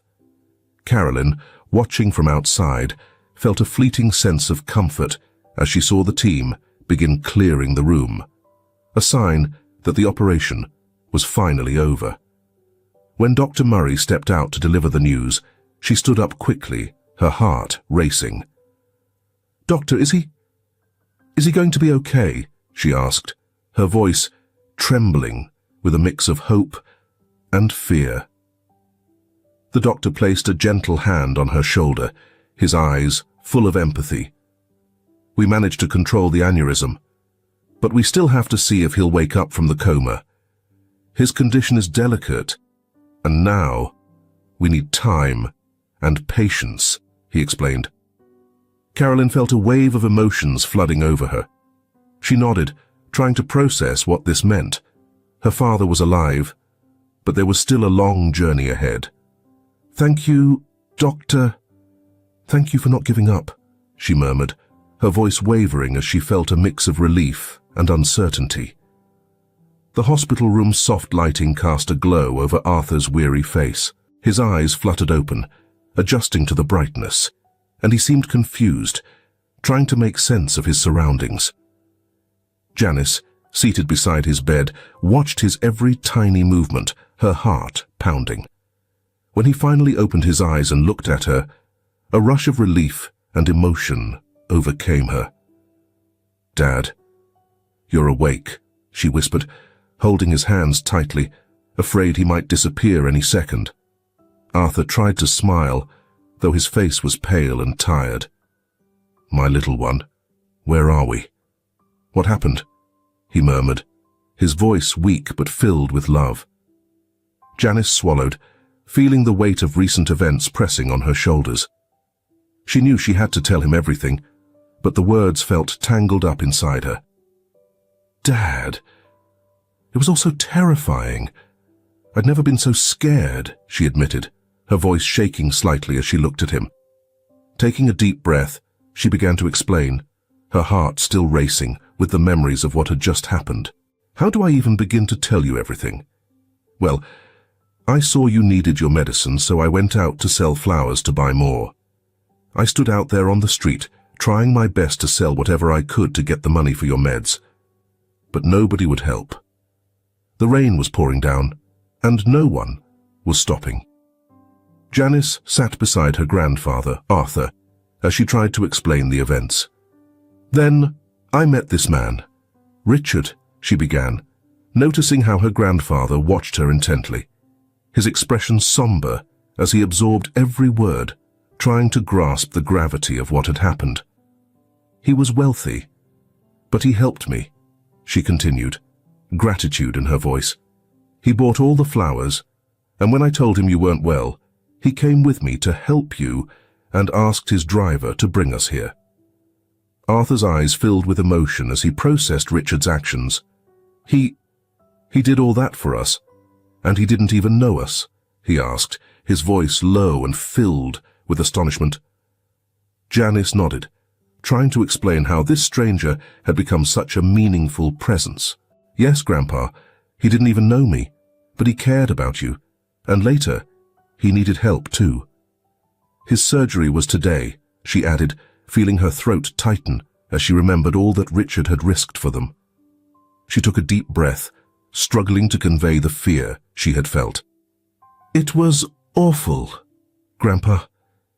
Seeing you there, unresponsive, and then finding out Richard was in danger too.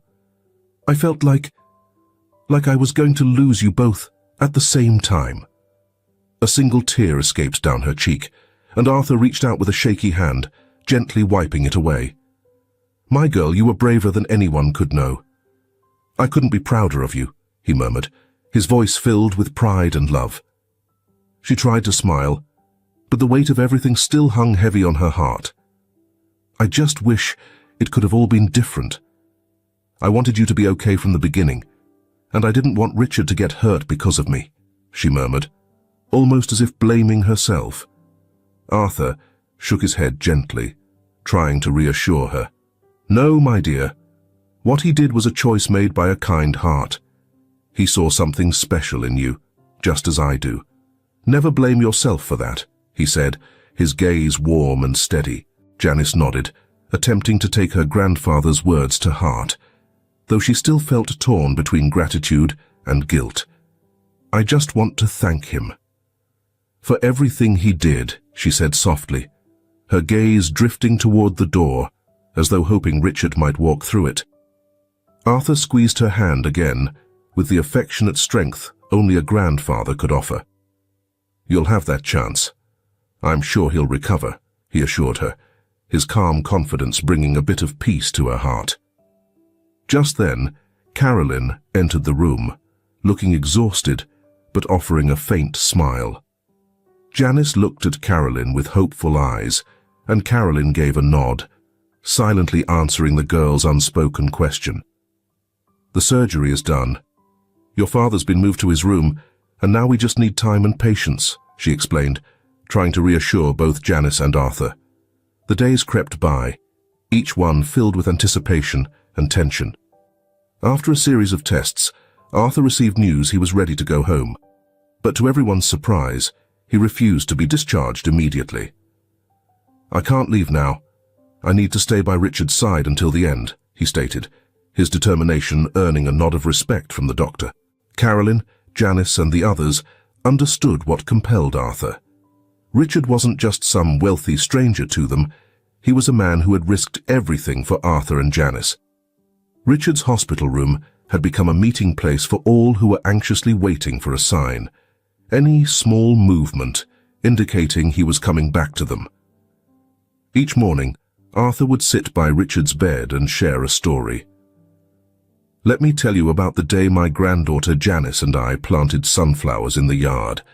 She was so young, and we had to wait months before we saw the first sprout break through, he'd say, holding Richard's hand like that of an old friend. Everything has its time, my friend. I know you'll find yours too, he murmured, as if his words could stir Richard from his sleep. Janice spent much of her day at the hospital, sitting by her grandfather as he waited, endlessly patient. You know, Grandpa, Richard's kind of like our sunflowers, isn't he? It's like he's just waiting for the right moment to show up, she'd say, attempting a smile. Arthur would nod, smiling back at his granddaughter with a gentle look. Yes, sweetheart. I think he just needs a bit more sunshine, he'd reply, holding Janice's hand, trying to pass on the same faith. Every day brought a new story, another shared memory. Carolyn, more reserved, watched everything in quiet contemplation, feeling a constant tightness in her chest. She could see how deeply these people appreciated her father, and how much his kindness had touched their lives. He'd never told her about what he'd done for Arthur and Janice. She'd never known the quiet kindness he showed to others, feeling a pang of regret for not seeing that side of him sooner. But as the days drifted by, Carolyn began to notice that Richard remained still, his face peaceful, yet distant. Each story shared was like a seed of hope planted in her heart, but with every day of silence that hope seemed to grow fainter. Dad, what are you waiting for? We're all here, waiting for you to come back, she whispered, holding his hand, feeling the weight of the choice before her.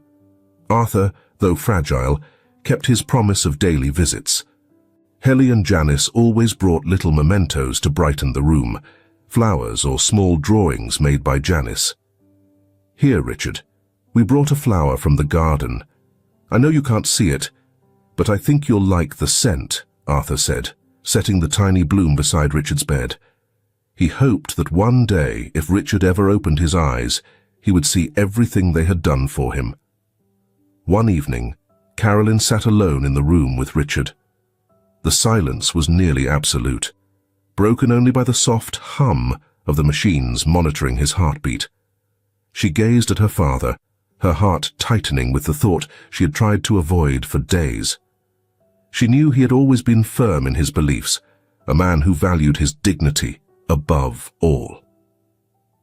Dad, you always told me you hated the idea of relying on others. You couldn't stand the thought of being tied to a bed, she whispered, her voice trembling. She realized she might be nearing an inevitable decision. With each visit, the once bright hope began to fade. Every time she came to see him, Carolyn observed her father in the same state, motionless, giving no sign of awareness. His face held a calm expression, but also a faraway look, as if he were in a place too distant to hear or feel anything around him. Maybe he's at peace. Maybe he's already gone, though his body is still here, she thought, feeling a heavy ache in her chest. Arthur noticed her sorrow and offered a gentle reassurance. You know, life has a way of surprising us. I've seen people come back when all hope seemed lost. Maybe Richard will surprise us too, Arthur said, trying to keep the mood hopeful. Carolyn forced a smile, appreciating his optimism, though deep down her heart still held on to doubt.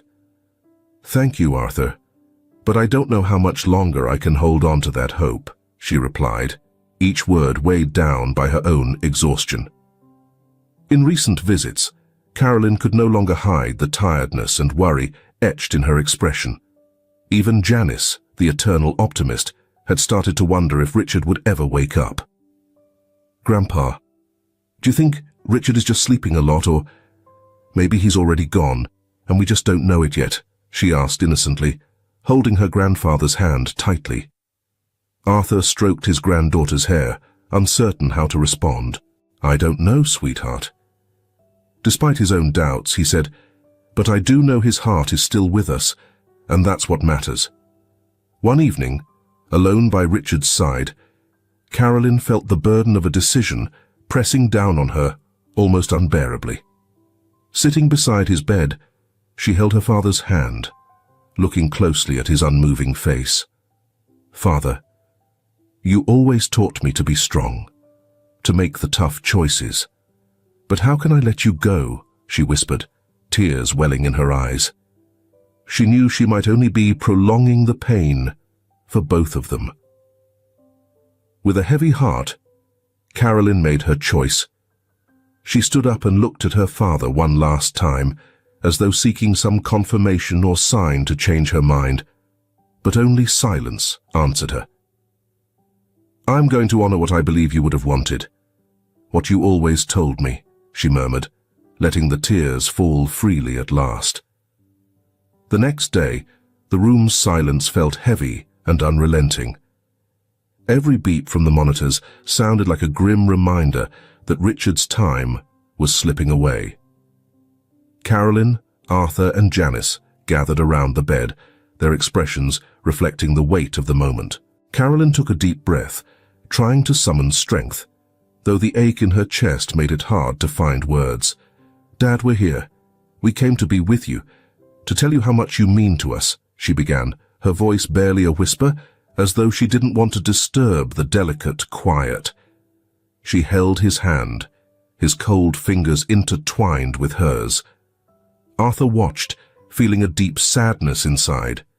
He had only known Richard briefly, but the sacrifice Richard made had left a mark on him that words could never fully capture. "Richard, I don't know if you can hear me, but I want you to know how deeply grateful I am. You've changed our lives. Because of you, I still get to see my granddaughter's smile every day." I whisper, trying to keep my emotions steady. Janice, with tear-filled eyes, held a small bouquet she had brought, as if it were a farewell gift. "Richard, you were like a hero to me," she whispered, clutching the bouquet to her chest. "I wish you could see how much you've inspired me. These flowers are for you. They're the best I have, and I hope you feel how much you've touched me." She placed the bouquet carefully by the bed, fighting back tears that had already begun to stream down her face. She glanced over at her father, her heart heavy, knowing she needed to say words she never had the courage to say before. "Dad, you were always more than you seemed. Your unyielding strength in business, your sacrifices, everything you did for us, for me. I never thanked you enough," she murmured, her voice breaking. She knew this might be the last moment to express her feelings. "I'm sorry, I didn't realize sooner how amazing you were," she continued, letting her tears finally fall. Time seemed to slow as they all stayed there, each absorbed in their own quiet goodbyes. Arthur closed his eyes for a moment as if in silent prayer, hoping for a miracle, a chance for Richard. "We didn't want it to end this way, my friend, but if this is your time, go peacefully, knowing you've left a mark on all of us," Arthur whispered, squeezing Carolyn's shoulder, who grew even more emotional. Janice looked steadily at Richard, her young eyes trying to grasp the gravity of the moment. She wished more than anything that he would just wake up, open his eyes, and honor them with his presence once more. "Richard, if you can hear me, please come back. We're not ready to say goodbye," the little girl murmured, her voice trembling, her face still damp with tears as she reached out and touched his arm, hoping that her simple touch might awaken him. Carolyn, still clutching her father's hand, felt a tightness in her chest as the realization sank in. Richard remained motionless. The weight of the moment pressed down on her, heavy and unyielding. She wished desperately that things could be different, that he would be there, comforting her as he always had. Her voice barely above a whisper, she felt like a child, hoping for something she knew might never happen. She lowered her head, a shadow of deep sadness veiling her face.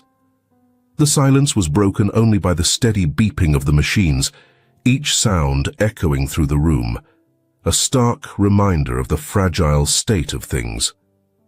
Arthur and Janice stepped closer, trying to console Carolyn with their presence, though words felt inadequate to express the depth of their emotions. "We're here with you, Carolyn. He'll always be in our hearts no matter what happens," Arthur said, as Janice nodded quietly, gently taking Carolyn's hand in a gesture of support. Carolyn exhaled, her chest aching with the pain of a goodbye that was becoming all too real.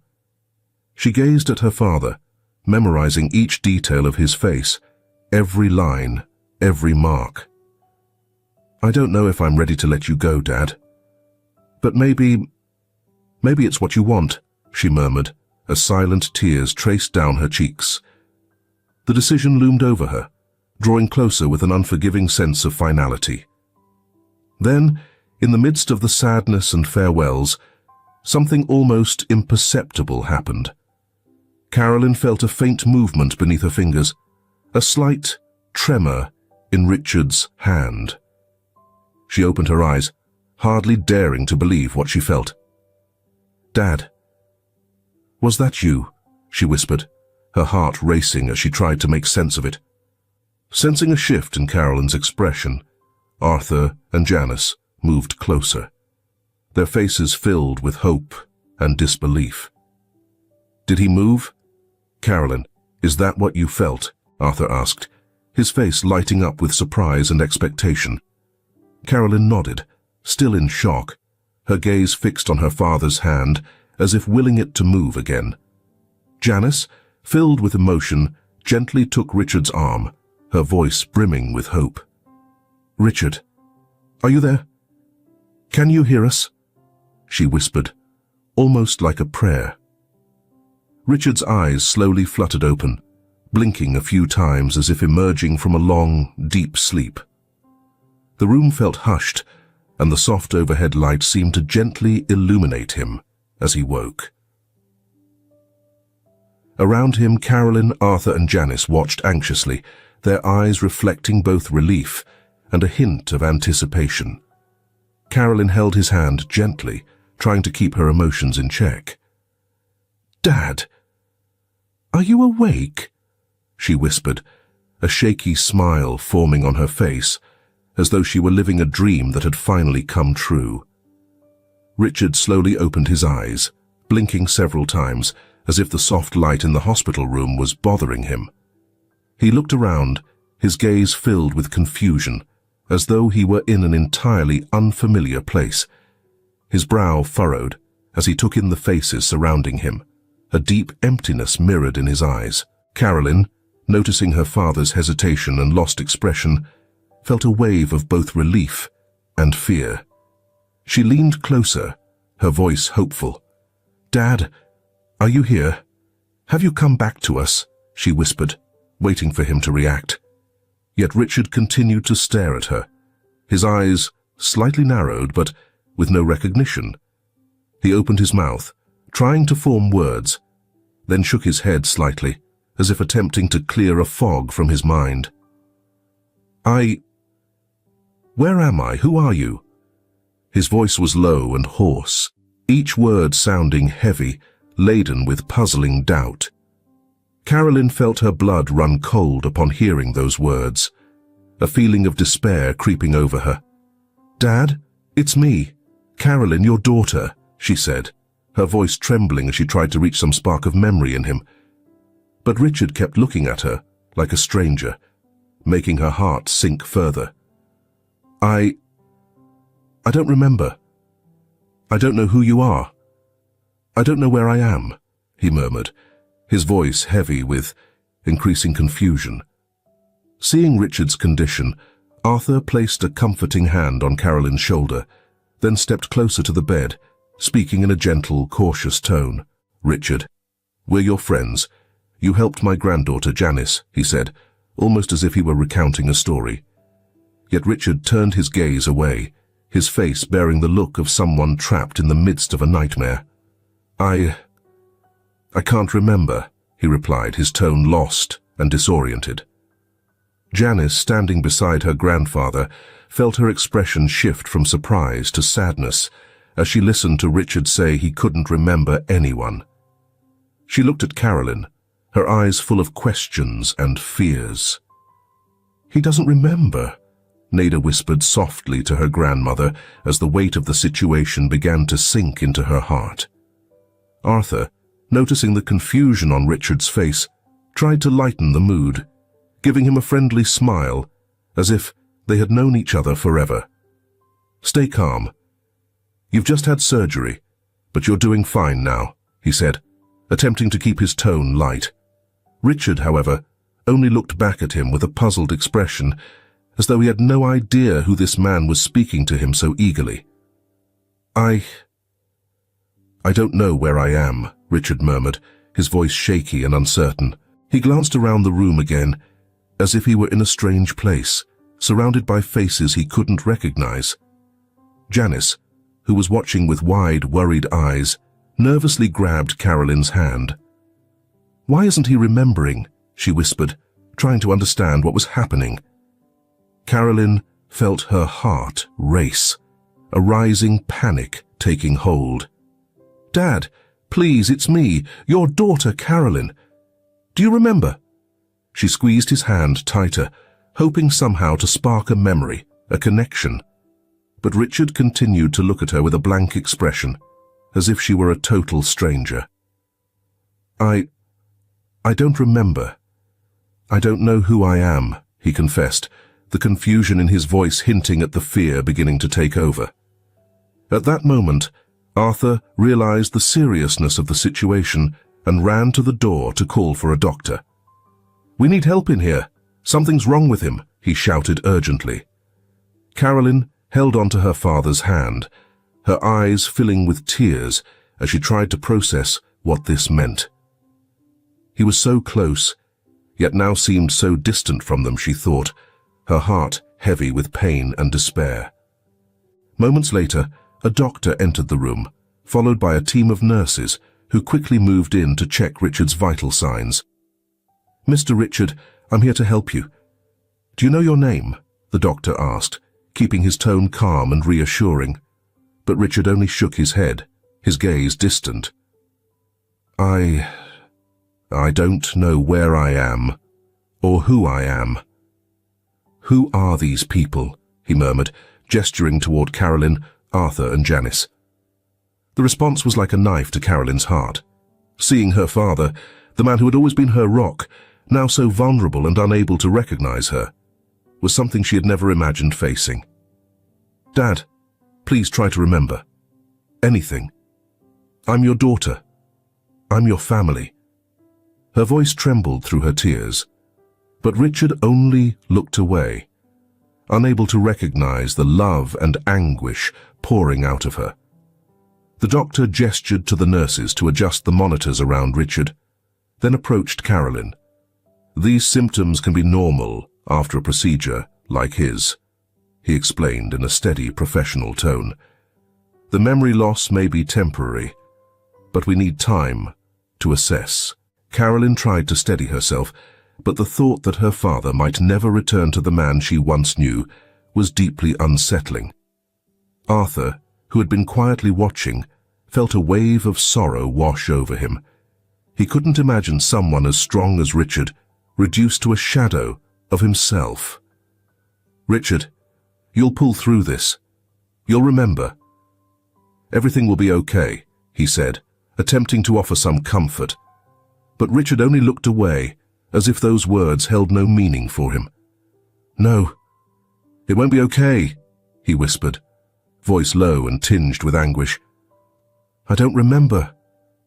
Janice, still holding her grandfather's hand, stared at him with wide eyes, unable to understand how he could forget everything.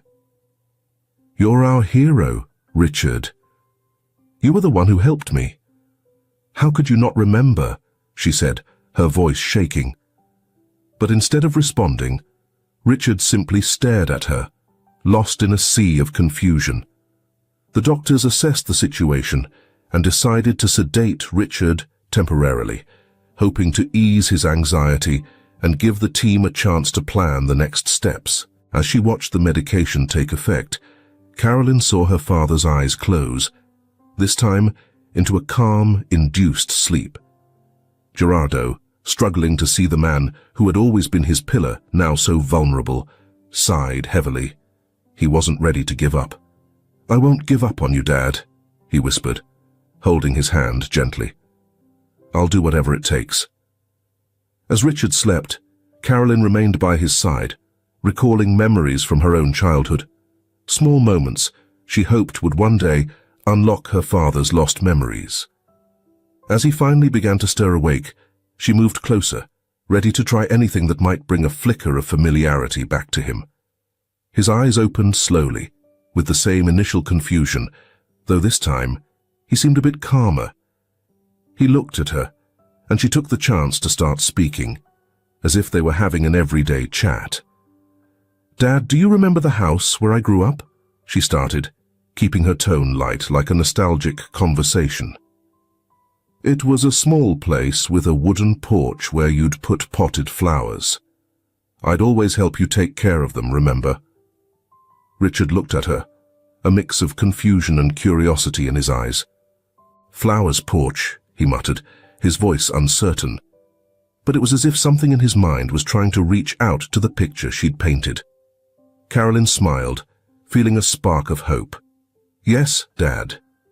You always said that flowers needed care and patience, and that they had to be given time. I think that was the first lesson you taught me about patience." She continued in a gentle tone, hoping each word was like a puzzle piece he could piece together. She saw his expression soften a bit, though he still seemed like he was struggling to grasp something through a thick fog. "You'd say that if we cared for the flowers with love, they'd grow strong, and in spring our porch would burst with color. It was our favorite spot. Remember?" she pressed, watching his reaction closely. Richard blinked slowly, as though he was trying to see through a smudged window. "Flowers, colors. It feels familiar, but I'm not sure," he murmured. And Carolyn felt her heart lift with hope, even though he still felt distant. Determined to continue, Carolyn shifted to another memory, trying to draw him closer. "Dad, what about our walks in the park? You'd take me there every Sunday. We'd bring a basket with fruit, and I'd chase the ducks while you'd laugh and call me back," she said, smiling at the memory. "You'd say I had the energy of 10 kids, and that one day you'd need an engine to keep up with me," she added, laughing a little, hoping it would bring a smile to his face too. Richard frowned, as if the sound of her laughter had stirred a distant memory, a faint echo in his mind. He opened his mouth to speak, but then closed it, as though he was reaching for something just beyond his grasp.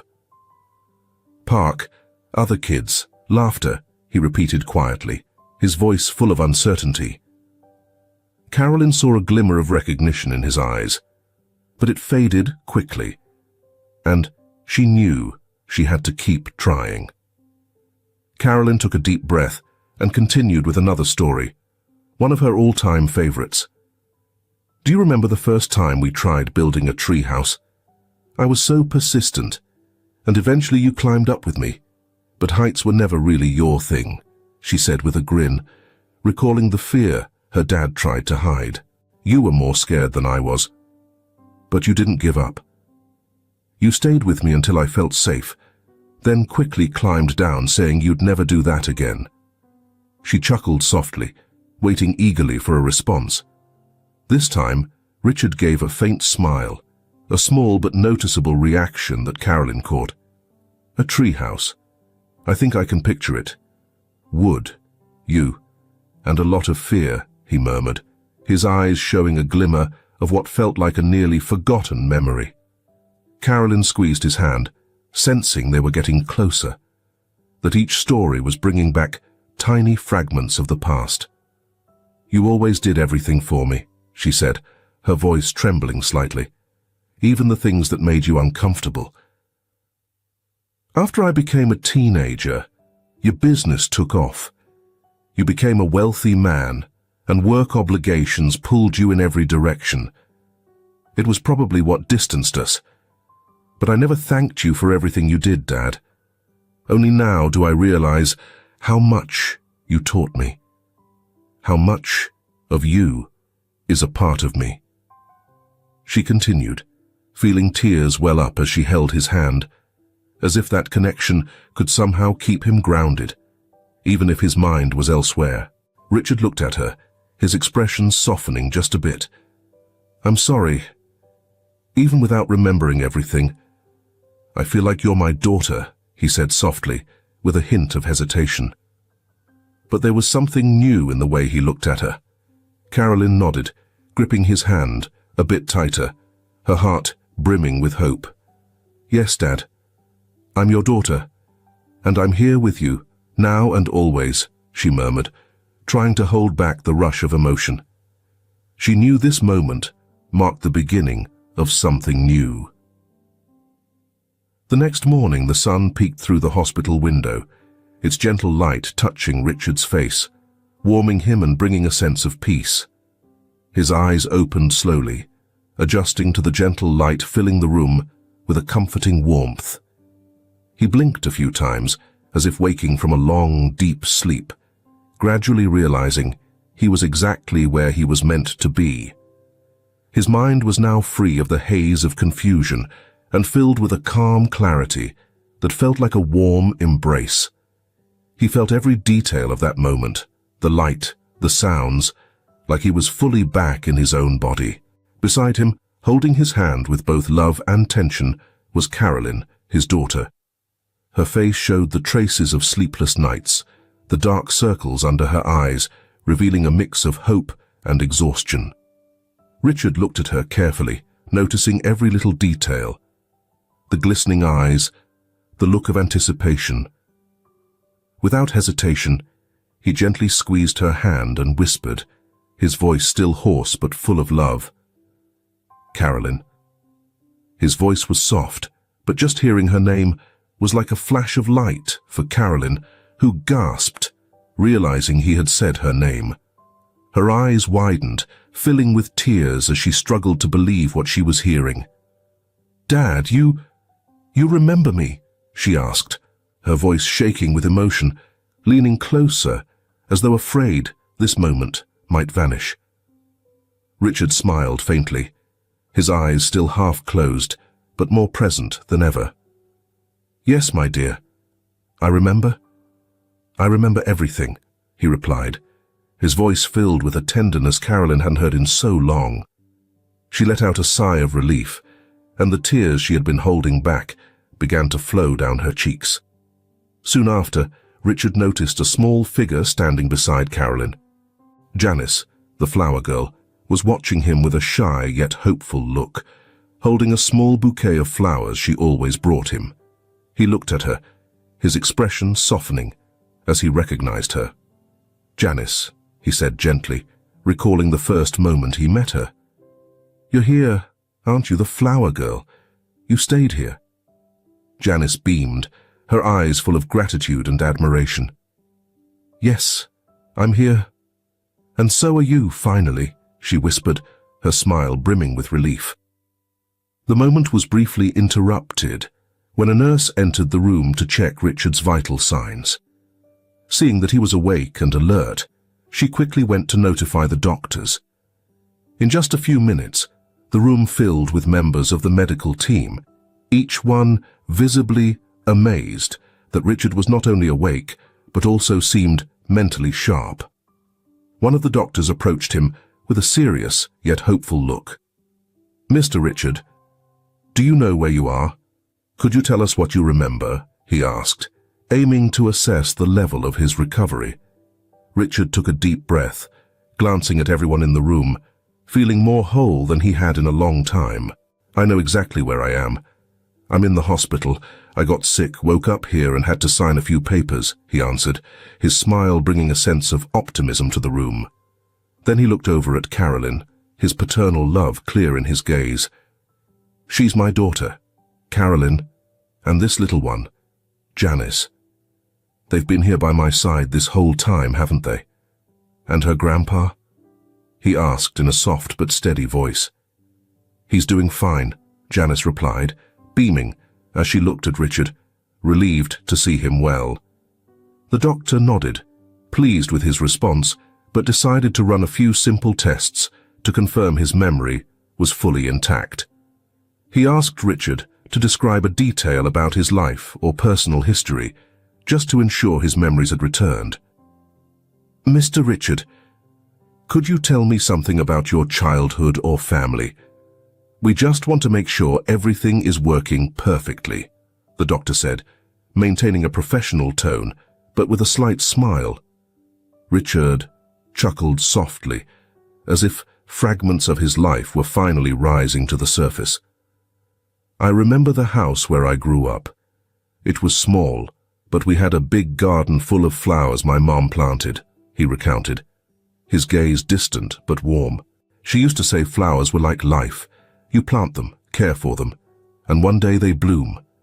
As a child, I'd spend hours watching the garden, waiting for each flower to blossom." Carolyn's eyes sparkled as she listened to her father share such a personal and meaningful memory. The doctor smiled, nodding with satisfaction at Richard's responses. "It seems everything is in working order, Mr. Richard. Your memory is indeed back, and we're thrilled with your progress." The doctor noted the results on his clipboard. Carolyn breathed a sigh of relief and held her father's hand tightly, filled with gratitude and emotion. "I knew you'd come back, Dad," she whispered, squeezing his hand firmly. Richard looked at her, feeling a rare sense of wholeness and presence. Janice, standing by her grandfather's side, watched Richard with a look of admiration and affection. She stepped closer, holding a bouquet of flowers she had brought along. "I brought these for you. I thought you might like them," she said, handing the flowers to Richard with a shy smile. Richard took the bouquet and inhaled their fragrance, feeling deeply connected to everyone around him, especially to the young girl who had supported him so much. "Thank you, Janice. She was so kind," he said. "These flowers mean a lot to me." "And so do you," he added, his voice full of warmth. Throughout the day, Richard went through further tests that confirmed his full recovery in both memory and health. The medical staff were stunned and impressed by his resilience and determination. "It's truly remarkable, Mr. Richard. Given the severity of your condition, most people in your situation wouldn't have made such a quick and complete recovery," the chief doctor remarked as he signed the papers to move Richard back to his room for observation. Carolyn stayed by her father's side the entire time, watching him with a blend of pride and relief. She knew they had come through one of the toughest trials of their lives, and seeing her father's personality and memories fully intact was the greatest gift she could have imagined. "Dad, I can't even tell you how long I've waited for this moment," she admitted, her eyes still glistening with happy tears. Richard pulled her into a hug, holding her tightly, as if to ensure she knew how much he loved her. "I know, my dear, and I'll never forget it," he murmured, comforting her. That night, after all the tests were finally completed, Richard was taken back to his room, where he could rest with his family and friends by his side. He looked at Carolyn and Janice, feeling an overwhelming sense of gratitude. "I thought I might have lost you both forever, but being here with you feels like a new chance at life," he said, smiling at them both. Arthur, who had come by for a quick visit, couldn't hide the relief he felt seeing Richard fully conscious. "I knew you'd pull through. I knew I'd still get a chance to thank you for everything you've done for us," he said, deeply moved as he clasped Richard's hand. A sense of gratitude and hope filled the room, and Richard realized that each person there was a part of a new chapter in his life. When evening arrived, Richard glanced at Carolyn one last time before drifting off to sleep, feeling whole. After days of careful recovery in the hospital, he finally received the news everyone had been eagerly waiting for. He was cleared to go home. The announcement brought a surge of relief and joy to Carolyn, Arthur, and Janice, who had stayed by his side each day, witnessing every step of his progress and supporting him every moment. Richard, sitting up in bed, looked at them with a genuine smile, feeling truly blessed. "So, it's official. I can go home," he said, still amazed by his own recovery. Carolyn smiled, wiping away a tear that escaped her eyes. "Yes, Dad. We can finally bring you home," she replied, holding his hand with warmth. Janice, standing beside her grandfather, looked up at Richard with admiration. To her, he was more than just a friend. He was a hero who had risked everything to help them. "Can I see your house, Richard? I bet it's as amazing as you are brave," she asked, her eyes gleaming with curiosity and excitement. Richard chuckled, touched by the girl's sincerity. "Of course you can, Janice. I consider you and your grandpa part of my family now," he replied, glancing at Arthur with a grateful smile. Arthur, deeply moved, nodded, grateful to have crossed paths with a man with such a generous heart. "It'll be an honor, Richard. I never imagined we'd find such true friends," he said, his eyes shining with admiration. Hours later, the group left the hospital, heading to Richard's home, where he could finally fully recover, surrounded by comfort and the people who had become his true friends. When they arrived at the mansion's entrance, Janice stood in awe, taking in the grand facade, the blooming gardens, and the wide terrace, just as she had imagined. "Wow, Richard, this place is beautiful. I feel like a princess walking into a palace," Janice exclaimed, holding her grandfather's hand, her eyes wide with wonder. Richard, noticing her joy, felt a spark of rejuvenation, like he was given a fresh chance to appreciate things he once may have taken for granted. "Well, a castle needs special people to make it truly magical, and today this place feels even more beautiful with you here," he said warmly, opening the door to the mansion and inviting everyone inside. Carolyn watched quietly, her heart warmed by her father's gentle spirit. Throughout the day, Richard took Arthur and Janice on a tour of the house, letting them explore every corner with childlike excitement as they discovered this new world. In the garden, Richard pointed out the many flowers and plants, many of which he had helped grow with the assistance of skilled gardeners. "To me, these flowers represent the cycle of life," he explained softly, while Janice gently touched one of the blossoms. "They remind us that even in the hardest moments, there's always a chance for rebirth." Richard had undergone a significant change since the accident, and Carolyn found it moving to watch how her father interacted with Janice and Arthur. He seemed lighter, more attuned to the value of life's little joys. "Spending all that time in the hospital has given us a new way to look at life, hasn't it, Dad?" she asked, smiling at him. Richard nodded, his gaze soft but reflective. "Yes, my dear. I've learned that nothing holds more worth than the people we choose to keep close." Quietly, Arthur stepped closer to Richard, placing a hand on his shoulder in a gesture of friendship and gratitude. "Thank you, Richard, for bringing us into your life.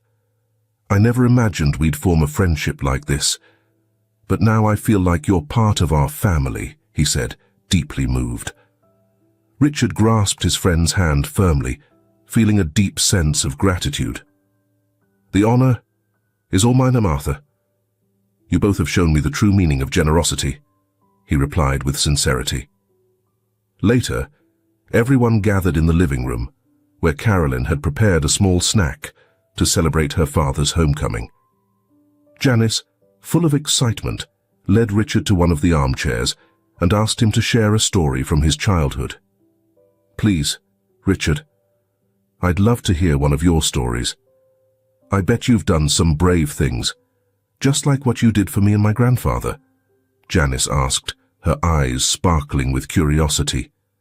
Richard chuckled, reminiscing about his youth, and began to share a tale from when he was just a boy exploring a forest alone, in search of hidden treasures.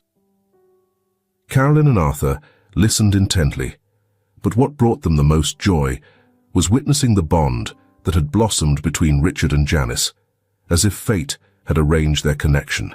"I've never seen him this happy, Father. Maybe life was waiting for this reunion to teach us something," Carolyn murmured, and Arthur nodded in agreement. "Sometimes, life brings the right friends at the most unexpected times," he said, watching Richard and Janice laughing together. As the evening drew to a close, a sense of calmness settled over them, a welcome contrast to the intense weeks they had all endured. Sitting beside Carolyn, Richard gazed out at the garden, noticing new flowers blooming. He sighed, feeling a wave of peace. "Everything seems to be blossoming again," he muttered to himself. But Carolyn heard him and nodded, smiling gently. "Because, Father, you've learned to see the value in each moment," she responded, holding his hand warmly. As the sun began to set, Arthur glanced at Janice with a gentle smile, signaling it was time to go. Janice hesitated to say goodbye, but she approached Richard, who welcomed her with a warm embrace. "Come back any time. This is your home too," he said, as Janice waved, her eyes filled with affection. Months later, life had resumed its rhythm, but with notable changes for Richard and those around him. Since his recovery, he spent more time with Carolyn, savoring each moment together and strengthening the relationship they had let drift over the years. The once quiet mansion now echoed with laughter as Arthur and Janice visited often. All four of them were now devotedly caring for the lush gardens Richard cherished, transforming the area into a haven of shared joy and peace. One crisp autumn afternoon, Richard sat on the terrace, watching the golden leaves sway, lost in thought. Janice ran up to him, holding a small pot with seedlings she had planted herself. "Richard, these flowers will grow, and every time you see them, you'll remember me," she said with a bright smile.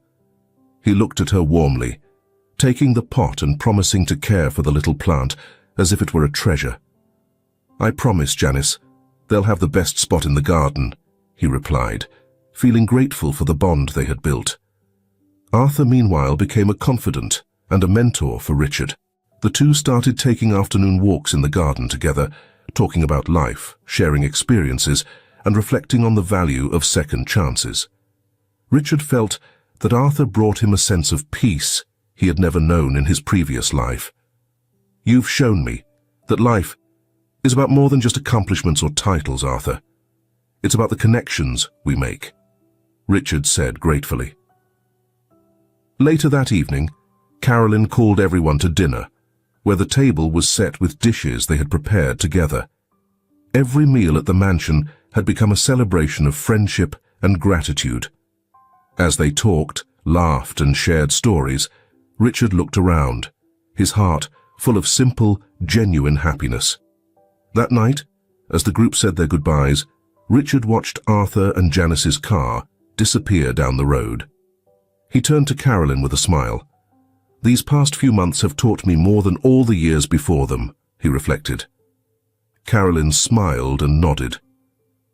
"So, Dad, what else can we learn together?" Richard smiled at her question, feeling the warmth of a promising future by her side. He looked at the brightly lit mansion, now filled with life and happy memories, realizing that despite everything, life had given him a second chance, not just to live, but to truly appreciate every connection he had made. "I think we can learn to nurture happiness in every small moment, like the flowers in our garden," he replied, taking his daughter's hand as they walked back inside. Richard knew that from then on, love and friendship would be the true foundation of his renewed life. If you enjoyed this story, we invite you to like this video and subscribe to our channel. Your support motivates us to keep bringing heartfelt stories almost every day. Don't miss the next captivating tale that's just about to appear on your screen. We're incredibly grateful to have you with us. Now, you can click on the links appearing on the screen. We've got a special selection just for you, filled with meaningful stories and guaranteed entertainment. See you there.